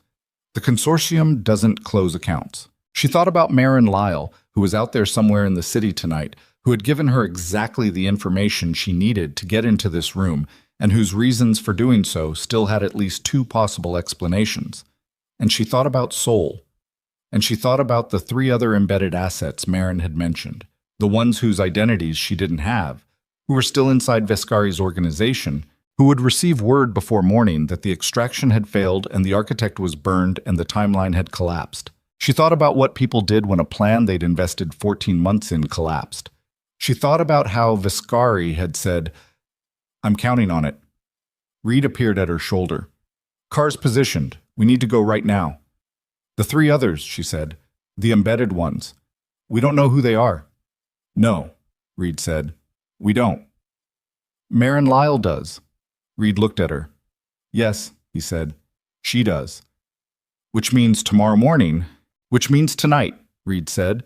"Marin Lyle is not waiting for morning. She's been 3 steps ahead of this situation from the beginning, and whatever she does next, she's been planning it since before she made that phone call to you." He put his hand on her good shoulder, briefly, the contact of a man communicating urgency through touch rather than volume. "Move now. Think later. This building is about to become a problem." She moved. In the car, 3 blocks clear of the restaurant, with Reed driving and Vescari in the seat across from her, in the city moving past the windows in the wet neon of midnight. She sat with her hand pressed carefully against her right side and felt the specific weight of a night that wasn't finished, that had in fact barely started in the ways that would matter most, because the architect had told them something true in the moment of his exit. The consortium didn't close accounts, and what had happened tonight was not a conclusion, but an escalation. And somewhere in the city, Marin Lyle was moving toward the next position in a game whose full board Kaya still didn't entirely see. Vescari was watching her from the opposite seat. "The man behind you," she said. "In the room. The one who left." "I know him," Vescari said. "By reputation. His name is not relevant yet. What's relevant is who he answers to." "The consortium." "The consortium has a center," Vescari said. "Someone built it. Someone funds it. Someone has been patient enough to spend 14 months on a single operation, which is not the behavior of a competitor. It is the behavior of someone who considers this personal." He looked out the window for a moment. "I have been trying to identify that person for 7 months. Tonight narrowed it considerably. How? He looked back at her. Because the only person with the specific knowledge of my organizational structure that the operation required, knowledge that Soul alone could not have provided, is someone who is inside my confidence at a level that Soul never reached. He said it with the flatness of someone delivering a conclusion they had spent a long time resisting and had finally accepted. Which means the center of the consortium is someone I trusted before I had a reason not to. The car was quiet. Outside, the city ran past the windows, wet and bright and completely indifferent to everything that had happened inside it tonight. And she sat with her ribs and her aching arm and the knowledge that the night was not over. And in the front seat, Reed took a turn she didn't recognize, and she understood they were not going back to the penthouse. Not yet. That the geometry of their situation had changed in ways that required a different destination, and she was about to ask when her phone buzzed. A text. Unknown number. Different from Maren Lyle's previous contact, a new burned line. 3 words. I have names. She stared at the message. Then below it, a second message arrived, and what it contained was not a name, but an address.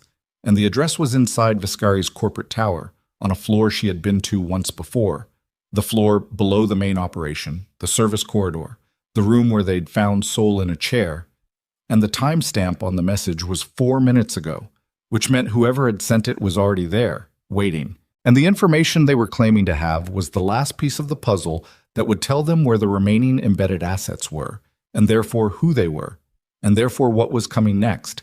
And Kaya looked up from her phone and found Reed's eyes in the rearview mirror and said, very quietly, change of destination, and held up the phone so he could see it, and watched his expression do what expressions did when the situation changed shape again, in the middle of the night when everyone was already past the point of capacity, and in the seat across from her, Viscari leaned forward and read the screen and sat back and said nothing for 5 full seconds, and then said, with the absolute unreadable calm of a man who had just confirmed something he had suspected for a very long time, she's been inside this from the beginning, not Maren Lyle.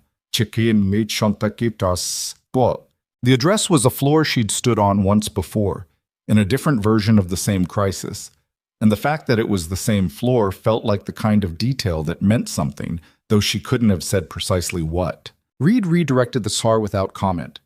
Viscari sat with his hands folded and looked out the window and said nothing further, and the quality of his silence was different from his other silences. Heavier, with a specific gravity that came from a man who had just said something out loud that he had been working very hard not to say for a long time. She's been inside this from the beginning. Not Maren Lyle. She hadn't asked him to explain it. Not in the car. Some information needed room to breathe before you could put direct questions to it without breaking something in the process. The corporate tower was dark at this hour, except for the security level and the upper operational floors, which ran continuous. The lobby guard recognized them and didn't ask questions, which told her Reed had already made a call she hadn't heard. They took the elevator to 37, in the same silence they'd maintained since the car, and the fluorescent lights of the service corridor received them with the same indifferent buzz as before. The fire door at the end was open, not ajar. Open. Fully, deliberately, the way you leave a door open when you want someone to walk through it without the pressure of having to push. Kaya went through first. Maren Lyle was in the room. She was seated at the center of the cleared space where Soul's chair had been, with her hands visible on her knees and her posture carrying the specific quality of someone who had decided that the clearest communication of non-threat available to her was to make herself entirely readable. She'd done something to her appearance since the co-working space that morning, changed her jacket, her hair different, the details of someone who had been moving through the city all night and had arrived at this room at the end of it. She looked at Viscari when he came through the door, and the look was not what Kaya expected. It wasn't defiance, it wasn't the calculated composure of an operative who had been caught and was managing the situation. It was something rawer than either of those, something that had the quality of a thing that had been carried for a long time, finally being set down in a room where it could be acknowledged. "Lucien," she said. Viscari stopped 3 feet inside the door. Something happened in his face. Something she had never seen there before. A fracture in the absolute control, so brief it was almost imperceptible, but she'd been watching his face for 4 weeks with the attention of someone whose life depended on reading it accurately, and she saw it. Marin, he said.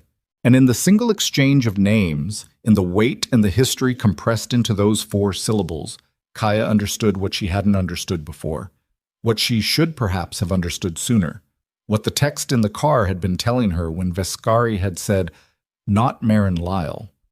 Not that Marin was innocent, but that Marin was not the center. That the center was something else, someone else. Reed understood it too. She could feel it in the way he positioned himself. Not between Vescari and Marin, not in a protective configuration, but to the side, giving the room its space, which was not how Reed stood when he considered someone a threat. "You should sit down," Marin said to Vescari. "What I have to tell you is going to take a while, and you've had a difficult night." "I'll stand," Vescari said. "All right." Marin took a breath. The consortium's primary funder, the person who built the structure from the outside, who had enough knowledge of your organization's internal architecture to design a penetration that went 14 months undetected.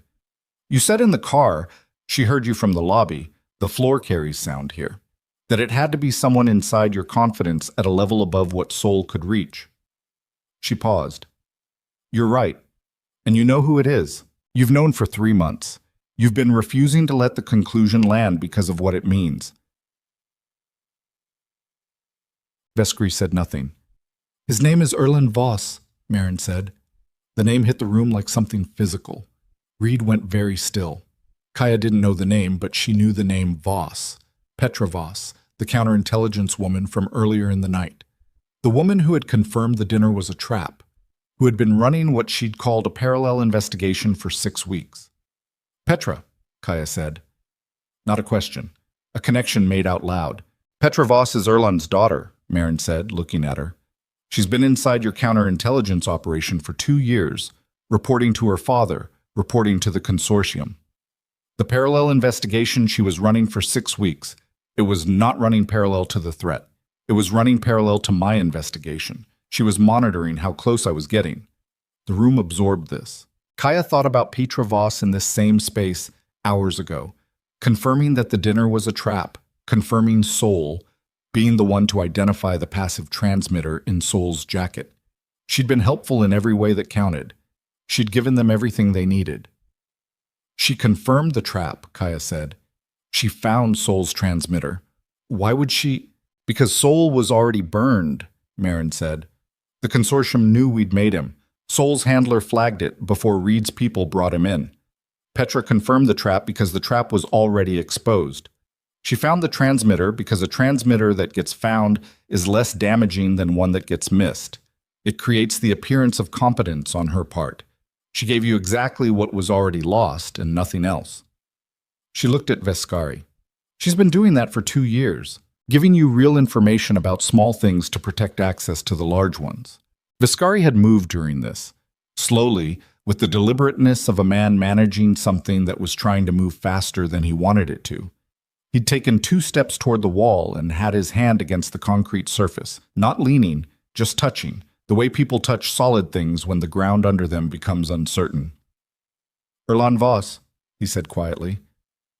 "I brought him in 12 years ago. He built the counterintelligence division from nothing." A pause. "He retired 4 years ago." "He didn't retire," Marin said. "He was building the consortium. He took everything he knew about your organization, the complete structural intelligence of the person who had designed your defensive architecture, and he spent 4 years engineering a system to dismantle it." She hesitated for the first time. "I'm sorry, Lucien. I know what that information costs." "Why are you here?" Vescari said. His voice was controlled and very quiet and had something underneath it that she had no precedent for. "You've been building intelligence on my organization for 7 months. You ran Soul's communications. You're inside the consortium's information structure. Why are you in this room giving me Erland Voss?" "Because I built the intelligence on your organization for the consortium, and I gave them everything they asked for, and then I watched them use it to design an operation that ended with you dead and your people scattered, and I—" She stopped, started again. "I am very good at my job. I have never had a problem with the ethics of it before. I assess risk. I build intelligence profiles. I provide analysis. And what clients do with the analysis is their decision and not my category of problem. Her hands on her knees moved slightly, a small adjustment, a tell. And then I read the full operational design. What happens to Vescari's people after he's taken? The ones who can't be flipped. The ones who know too much to be left functional. She looked at Kaya directly. You were on that list. Reed was on that list. 12 other people I spent 7 months building files on. She stopped. There's a line I didn't know I had until I found it. Apparently it's there. The room was very quiet. Reed spoke from the wall. Where is Petra Voss right now? She left the building 40 minutes ago, Marin said. She'll be trying to reach her father. She knows the dinner failed. The architect reported in before you were 3 blocks from the restaurant. She knows I'm here, or she suspects it. She'll be moving to whatever the consortium's contingency position is. And Erland Voss? He's in the city, has been for 2 weeks. He doesn't leave when he's in operational phase. He watches. She reached into her jacket, slowly and deliberately, and produced a folded document which she placed on the floor between them, not extending it, letting them come to it or not. That's his current location, and the names and positions of the 3 remaining embedded assets. She looked at Vescari. I want one thing. Tell me, he said. Whatever happens to Erland Voss, it doesn't happen to Petra. She's been working for her father since she was 22. She doesn't have a version of her life where she had different options. I'm not arguing that she's innocent. I'm saying that the category of person who is doing what they were formed to do is different from the category of person who built the system that formed them. And those 2 categories deserve different responses. Vescari looked at her for a long time. You're asking me to make a distinction I don't typically make. I'm asking you to make it once. Another long silence. Once? He said. Marin nodded. A single, small movement. The movement of someone who has been carrying something heavy and has just been permitted to set one end of it down. Reed crossed to the document on the floor and picked it up. He opened it, read it with the focused speed of a man extracting operational intelligence, and looked up at Vescari. The 3 names. I know 2 of them. The 3rd is someone I wouldn't have reached in 6 months of looking. He folded it. Her intelligence is clean. I know it is, Vescari said. He was still looking at Marin. Get it to Petra and the others. I want this resolved before morning. Reed was on his phone before Vescari finished the sentence, moving toward the door with the specific efficiency of a man who now had complete information and a clear operational mandate, and Kaya watched him go and felt the room change shape without him. Become smaller, more interior, the 3 people remaining in it having a different relationship to each other than any configuration that had included Reed's professional presence. She looked at Vescari. His hand was still against the wall. His face was doing the thing it did when he was processing something at depth. That quality of complete internal motion behind a completely still exterior. 12 years, she said quietly. 12 years, he confirmed. Not looking at her, looking at something the room didn't contain. She didn't say anything else. There wasn't anything to say that would be useful, and she'd learned, in 4 weeks of watching him operate, that Lucien Vescari didn't need commentary on his pain. He needed space to manage it on his own terms. What she could give him was the same thing she'd been giving him since the Ember Spoon Diner, the only thing she'd ever really had to offer. Her presence, without performance, without the softening of truth that people usually inflicted on each other in difficult moments. She sat down on the floor of the concrete room. Her ribs made their opinion known in specific and emphatic terms. She breathed through it. After a moment, Vescari sat down across from her, which was not something she had predicted. Lucien Vescari sitting on a concrete floor in a building he owned, and yet it was also somehow entirely consistent with the version of him she'd been building and understanding of over the past month. The man who sat at diner counters at 3 a.m. and drank the coffee and said the coffee was better than expected. Marin Lyle silently moved to the wall and sat there too, and the 3 of them existed in the quiet of the room while somewhere above them Reed dismantled the last architecture of a 14-month operation that had come within one frantic 40-minute window of succeeding. The facility in Prescott, Vescari said. She looked at him. I told you I knew about the staff member, that he'd moved and changed his name. He met her eyes. I didn't tell you that I'd already had a conversation with him before I came to your apartment. before I made you the offer." He paused. "I needed to know whether the information would be useful to you or whether it would be destabilizing. Whether you were the kind of person who needed the wound open to function or the kind who needed it acknowledged to move past it." She felt something move through her that was complicated and slow and not entirely comfortable. "And what did you decide?" she said. "I decided you were the second kind, and that you deserved to know he'd been found whether or not you ever did anything with the information." He looked at the floor between them. "I also decided, which I did not tell you, and which I'm telling you now because the night has reached a point where incomplete information seems like the wrong choice, that the conversation I had with him was of the kind that ensures he will not be in a position to do to anyone else what he did at Prescott." She sat with this for a moment. "That's not your debt to collect," she said. "No," he agreed. "It isn't. It's yours. I overstepped." He said it without the hedging she would have expected, without the qualification of someone managing her reaction. He said it as a fact, as an acknowledgement, as someone who understood that what he'd done was a kind of taking over that she hadn't asked for, even if the outcome was the one she would have chosen. "I'm sorry." The apology landed strangely, not because it was insufficient, but because she hadn't been prepared for its completeness. She'd been prepared for justification, for the version where he explained why what he'd done was ultimately in her interest. The absence of that was more difficult to receive than the justification would have been. "I know why you did it," she said finally. "That doesn't make it yours to absorb." "No." She looked at him. "It doesn't." They sat with that. The fluorescent light buzzed. Her ribs were settling into a damage pattern she'd need to have looked at in the morning. She suspected 2 cracked, possibly 3, and the dull throb of her forearm was developing a secondary complaint she'd been ignoring. The body, deferred from the moment she'd come through the dock door, was beginning to present its full accounting. "Why the diner?" she said. "Specifically, the Ember Spoon, at 3 in the morning." Viscari looked at her with an expression that suggested this was not a question he'd been anticipating. "I go there occasionally. I have for years. Dale knows to keep a section available after midnight." "You went there because you own it," she said. Not quite a question. "I own the building. The diner is Dale's." A pause. "I go there because it's the only place in my regular geography that has no professional function. No meeting happens there. No decision. I don't go to be seen or to conduct anything. I go because—" He stopped, started again with what appeared to be the effort of someone articulating something they'd never put into words before. "Because it smells like something my grandmother cooked. I told you that the night we met." "You did." It was the truth.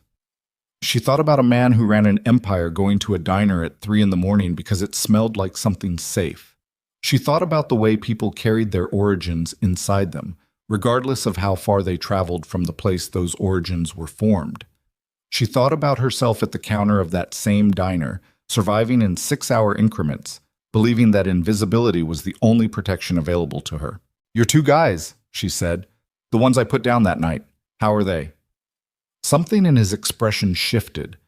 A small thing, a warmth at the edges that she'd come to recognize as the version of amusement he permitted himself in private. "Morrison has a jaw that's giving him some difficulty. Crane is fine. He recovered faster than his dignity did." "Are they angry?" "They were. Then they watched the restaurant tonight on the feed." He paused. "They are not angry anymore." She didn't say anything for a moment. Then, "I need you to tell me something true." "All right. Erlen Voss, the person who built 12 years in your confidence and spent 4 dismantling it." She looked at him directly. "What does that do to you? Not operationally, to you." The question sat in the room. He didn't answer immediately. He looked at the wall, then at the floor, then at her, and she watched him decide something, watched the decision arrive in his eyes before it arrived in his voice. "It confirms something I have been working very hard to disprove for a long time," he said, "that the cost of being what I am is structural, not incidental, not bad luck, structural." He said it with the flatness of someone making a clinical observation about a wound that has finally been fully assessed. The people closest to you are also the people with the most access, which means the people closest to you are also the people with the most capacity to destroy you. And the logical response to that fact, the only rational response, is to not have people close to you. And? And I have been alone in this for a long time, he said. I had convinced myself it was a preference. I'm less convinced of that now than I was 3 months ago. She thought about the night she'd become available to him, the way her world had collapsed overnight after the diner, Dale's text, the landlord's message, the sudden absence of every thread connecting her to the life she'd been maintaining. She thought about how that collapse had looked from the outside, like the necessary removal of obstacles. She needed to ask it. The landlord, she said. My apartment on Vellum Street. The men who came to him. Did you send them? A pause. Yes, he said. She'd known. On some level, from the moment she'd heard about it, she'd known. And she'd let herself not know it, which was its own kind of answer about where she'd been emotionally from the beginning of this. That was a line, she said. Yes. You cut my exit deliberately. Yes. Why? He looked at her steadily. Because I had just offered something to a person I'd spent the previous 18 hours determining was exceptional, and I did not want to lose her to ambivalence. And because I could see, I have always been able to see this, it is one of the few things I'm genuinely good at, that what you needed was not the door being held open. What you needed was the door being closed so you could stop spending energy on the possibility of going through it. Ting. He paused. I was wrong to do it without telling you. I was right that it was what you needed. Both of those things are true simultaneously. She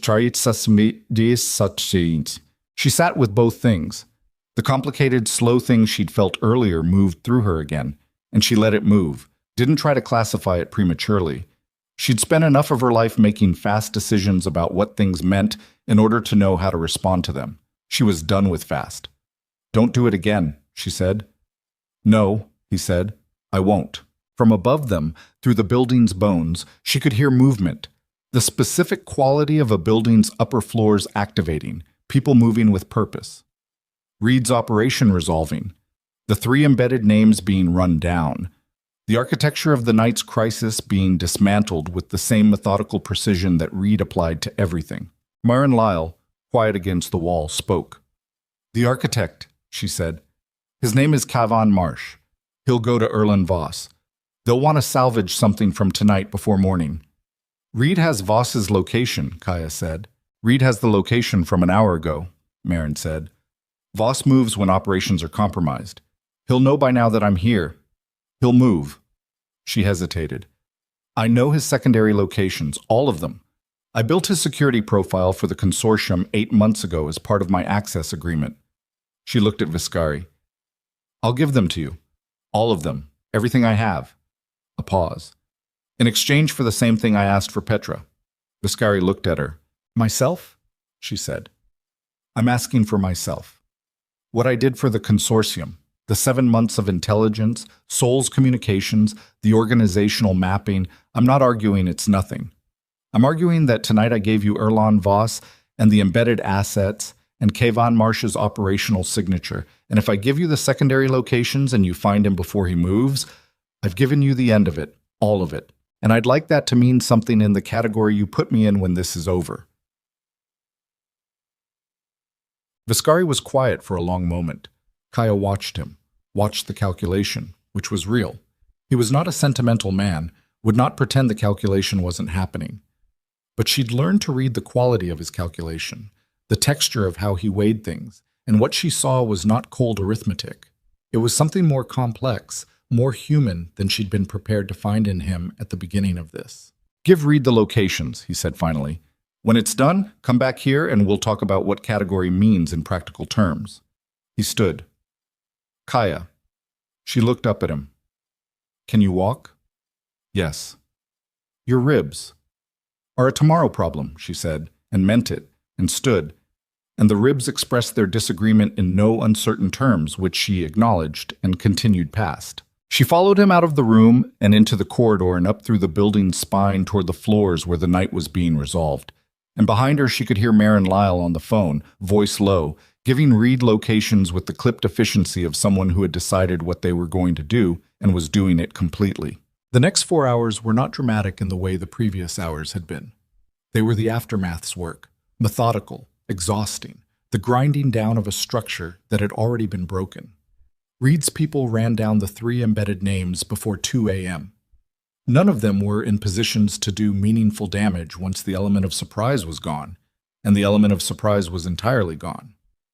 Kevin Marsh, the architect, was picked up at Erland Voss's first secondary location, which suggested either that Voss had already moved or that Marsh hadn't reached him yet. Erland Voss was found at the third secondary location at 4:17 in the morning by 2 of Reed's people, and because she had insisted and Reed had not fought her on it for long, Kaya. He was 71 years old and looked it, a man who had been physically substantial once and had reduced into something spare and deliberate, with the quality of someone who had spent decades in a specific kind of work and had allowed it to become the entirety of his identity. He was alone. He'd been sitting at a desk when they came through the door, and he didn't reach for anything, didn't run, sat in his chair and looked at them with the expression of a man who had run the probabilities and arrived at his conclusion before they'd arrived at his door. He looked at Kaya. "You're the waitress," he said. "I was," she said. He nodded slowly, like someone confirming an observation.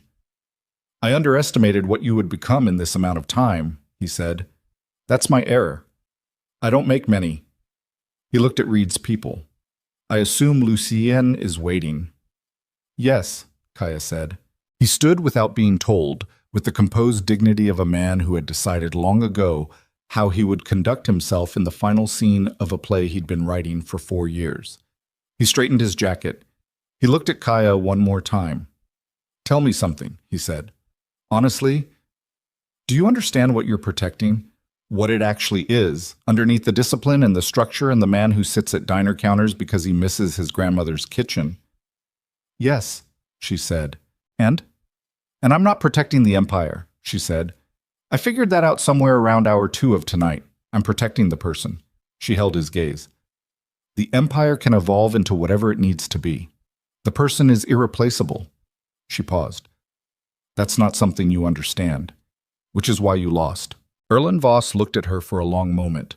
Then he said, "Perhaps," and walked toward the door with Reed's people on either side of him, and his back was straight, and he didn't look at her again.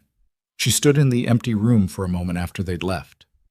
The desk, a coffee cup, half full, still warm, the ordinary textures of a man who'd spent 4 years on a mission of destruction and had been, at the end of it, simply an old man at a desk with his coffee. She turned off the light and followed them out. Viscari was on the skyscraper's roof when she found him. Not the boardroom level, not any of the functional floors, the actual roof. With the maintenance infrastructure of a tall building in the cold 4 a.m. air, and the city spread out in every direction, the lights of it running to the horizon in a pattern that made no sense and perfect sense simultaneously, the way cities did when you looked at them from above. He was standing at the edge of the safety railing, not leaning on it, just standing near it, and she crossed the roof and stood beside him and didn't say anything for a while. The cold was significant. Her breath came out in visible form and dispersed. The ribs had developed an opinion about breathing in cold air that she noted and continued to override. "Erland," she said. "Reed told me," he said. "Thank you for going. I wanted to see him." "I know." The city below them was doing what it always did. Indifferent, continuous, running its own complex machinery in the dark. She'd looked at cities from upper floors before, from the penthouse, from various buildings in the months of this work, and they always had this quality of reminding you that whatever you were carrying, the city had absorbed worse and continued. "Petra Voss," she said. "Will be given a choice," he said. "Reed is handling it. She can leave the city and the work and have a life somewhere that isn't this. Or she can stay in a capacity that doesn't include access to sensitive architecture for a very long time." He paused. "She'll leave. She's her father's daughter in the sense that she knows when a position is no longer viable. And Marin, we talked," he said, "while you were out. The category question? What she is when this is over." He was quiet for a moment. "She's complicated. What she did for the consortium caused real damage, some of it irreparable. And what she did tonight ended it. Those two things don't cancel each other out. They just both exist." He looked at the city. "She'll work with Petra on the exit, help her disappear cleanly, which she's good at. After that, I'll know more about what the right answer is." She thought about Marin Lyle finding her line, the thing she hadn't known she had until she found it. She thought about her own lines, where they were, how she'd found them, whether the past 4 weeks had moved them or revealed them or both. "The man from Prescott," she said. Viscari turned to look at her. "You said you had a conversation with him, that it was the kind that ensured he wouldn't be in a position to—" She stopped, chose the next words carefully. "I need to know what that means specifically, not because I'm going to object, because I've spent most of my life carrying something that happened in a room I didn't choose to be in, and if the shape of it has changed, I need to understand the new shape. For myself, not for anything else." He looked at her for a long moment. Then he told her, simply, without softening it and without dramatizing it, the facts of what he'd done, in order, and the outcome, and what it meant in practical terms for the man who had run a facility in Prescott and done the things that had been done there. She listened. When he finished, she was quiet for a while. "You should have told me," she said. "Yes. But—" She paused, looked at the city. "But it's done," she said, "and I'm—" She stopped again, because the word that came to mind was one she hadn't expected and needed to examine before she said it out loud. She examined it. It was accurate. "I'm glad," she said. "I'm not supposed to be. I know what that says about me." "It says you're honest," he said. "Most people in your position would perform a more comfortable emotion." "I don't have the energy to perform anymore." "No," he said. "You don't. You haven't actually, since the diner. That's the thing I saw that night that I didn't have the right language for immediately." He turned back to the city. "You're the only person I've been in the same room with in a very long time who was entirely themselves, entirely visible from the first moment. No performance, no management, just whatever was true." He paused. "It was startling. I just didn't have the energy," she said. "It wasn't a quality. It was exhaustion." "Most qualities are," he said. The sky to the east had a quality at its edge that wasn't yet light, but was the preparation for it, the very earliest stage of a darkness agreeing to become something else. She watched it. Her ribs ached with a constancy that had become its own kind of background noise, and her forearm was swollen in a way she could feel without looking at it, and she was tired in a way that went past the body into something more fundamental. The tiredness of a person who has been living at the outer edge of their capacity for a sustained period and has just felt the outer edge move. "What happens now?" she said. "In what sense?" "The organization. Voss built the counterintelligence architecture. The embedded assets compromised God knows how much of what we thought we knew about our own structure. Reed has to rebuild from—" "Reed has already started," he said. "He began his reassessment list at 2 a.m. He'll have a preliminary restructuring plan by the end of the week. The man doesn't sleep when there's architecture to be corrected." A pause. "The organization will be fine. It will be different, smaller in some ways, more selective, less dependent on the assumption of loyalty without verification, but fine." "And Salazar?" "Salazar cooperated the moment the restaurant was secured. He was terrified, which made him honest. He gave us everything." "Who approached him?" "The full terms of the arrangement, the timeline of the funding structure. He's not a threat anymore." He paused. "He's also not welcome at my table anymore, which he understands." She thought of Salazar's face at the restaurant, the pale stillness of a man who had discovered that being used by one dangerous party while betraying another had a very specific set of consequences. "He thought they would protect him," she said. "Everyone thinks whoever they're working for will protect them," Viscari said. "Right up until the moment they become inconvenient." She thought about this. She thought about whether it applied to her, whether the calculation she'd been running since she'd sent that first text, the arithmetic of her own position in relation to a man who had removed her apartment and told her it was for her benefit and apologized for it honestly at 4 a.m. on a concrete floor, was a calculation she was running correctly. She decided to ask, "Am I going to become inconvenient?" He turned to look at her fully. His face in the pre-dawn was very clear. The sharp angles, the eyes that cataloged everything. And beneath all of that, the thing she'd been seeing more clearly as the weeks had accumulated. The thing that was not about the empire or the strategy or the absolute control. The thing that was simply a person, complex and scarred in his own ways, existing behind the legend of himself. "No," he said, "you are the least inconvenient thing that has happened to me in years." He said it without qualification, without the performance of sentiment. as a fact. You are also the most challenging, the most unpredictable, and the most likely to tell me when I'm wrong, which I have needed for longer than I knew how to admit. You're going to tell me I belong here, she said. I need to tell you that I'm still deciding that for myself. I know, he said. I'm not telling you anything. I'm telling you what's true from where I stand. What you do with it is yours. She looked at the city. She thought about the Ember Spoon Diner, the plate glass windows, the sound of rain, the 4 customers who had been there when the bell above the door had rung and the entire texture of everything had changed. She thought about the granola bar at 9 o'clock and the $47 and the 6 days until rent and the profound grinding exhaustion of a life lived in 6-hour increments with nothing to look forward to at the end of them. She thought about Reed drilling her on the dropped elbow. She thought about the warehouse catwalk and the 90-minute debrief that had felt like humiliation and was actually the first time in her adult life that someone had invested in her failure because they expected her to correct it. She thought about sitting on a concrete floor at 2 in the morning with a man who owned 40 floors of glass and steel and had gone quiet because someone he'd trusted for 12 years had turned out to be the most expensive mistake of his life. She thought about the man from Prescott, the new shape of that old weight. The light at the eastern edge was changing. Still not sunrise, still the preparation, the gradual concession of the dark, but moving, definitely moving, the way things moved when they had been still for a long time and had finally been given permission.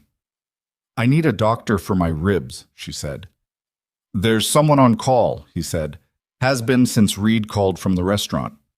Of course there has. Kaya. She looked at him. He didn't say anything immediately. He looked at her with the expression she'd first seen in the Ember Spoon and had been trying to name ever since. The expression of a man encountering something he hadn't known existed and was still in the process of understanding. She'd thought at the time that it was about what she could do. She understood now, standing on a rooftop in the early dark with the city below them, and 4 weeks of the most difficult and complete living she'd ever done sitting in her bones, that it had always been about something else. You're not invisible anymore, he said. I want you to know that I understand what that costs. She looked at him for a long time. Then she turned back to the city, and they stood there together in the cold and the coming light, and the quiet that follows the end of something that has been building for a long time. And neither of them said anything further, because there was nothing further to say that the standing together didn't already say more completely. And below them the city ran its indifferent and continuous machinery, and the dark at the east gave way, slowly, honestly, the way true things give way when they have been held long enough. Not all at once, not dramatically, but in the gradual and irreversible way of a world deciding to show itself to people who had finally, after everything, stopped looking away. The frightened girl who had survived on invisibility was gone. In her place stood a woman who had walked through a kitchen full of armed men, who had come out the other side with cracked ribs and a clear conscience, who had sat on a concrete floor and asked the hard questions and received hard answers and stayed. She had not been saved, she had not been transformed, she had simply, finally, been seen, and had chosen to remain. That was enough. That had always been enough. It had just taken 26 years and one night and one man in a diner at 3 in the morning to make the choosing possible. The sun came up over Vellum Street, over the Ember Spoon Diner with its plate glass windows and its smell of old coffee and its bell above the door, over the city that had tried to make her invisible and failed, over everything that had been and everything that remained.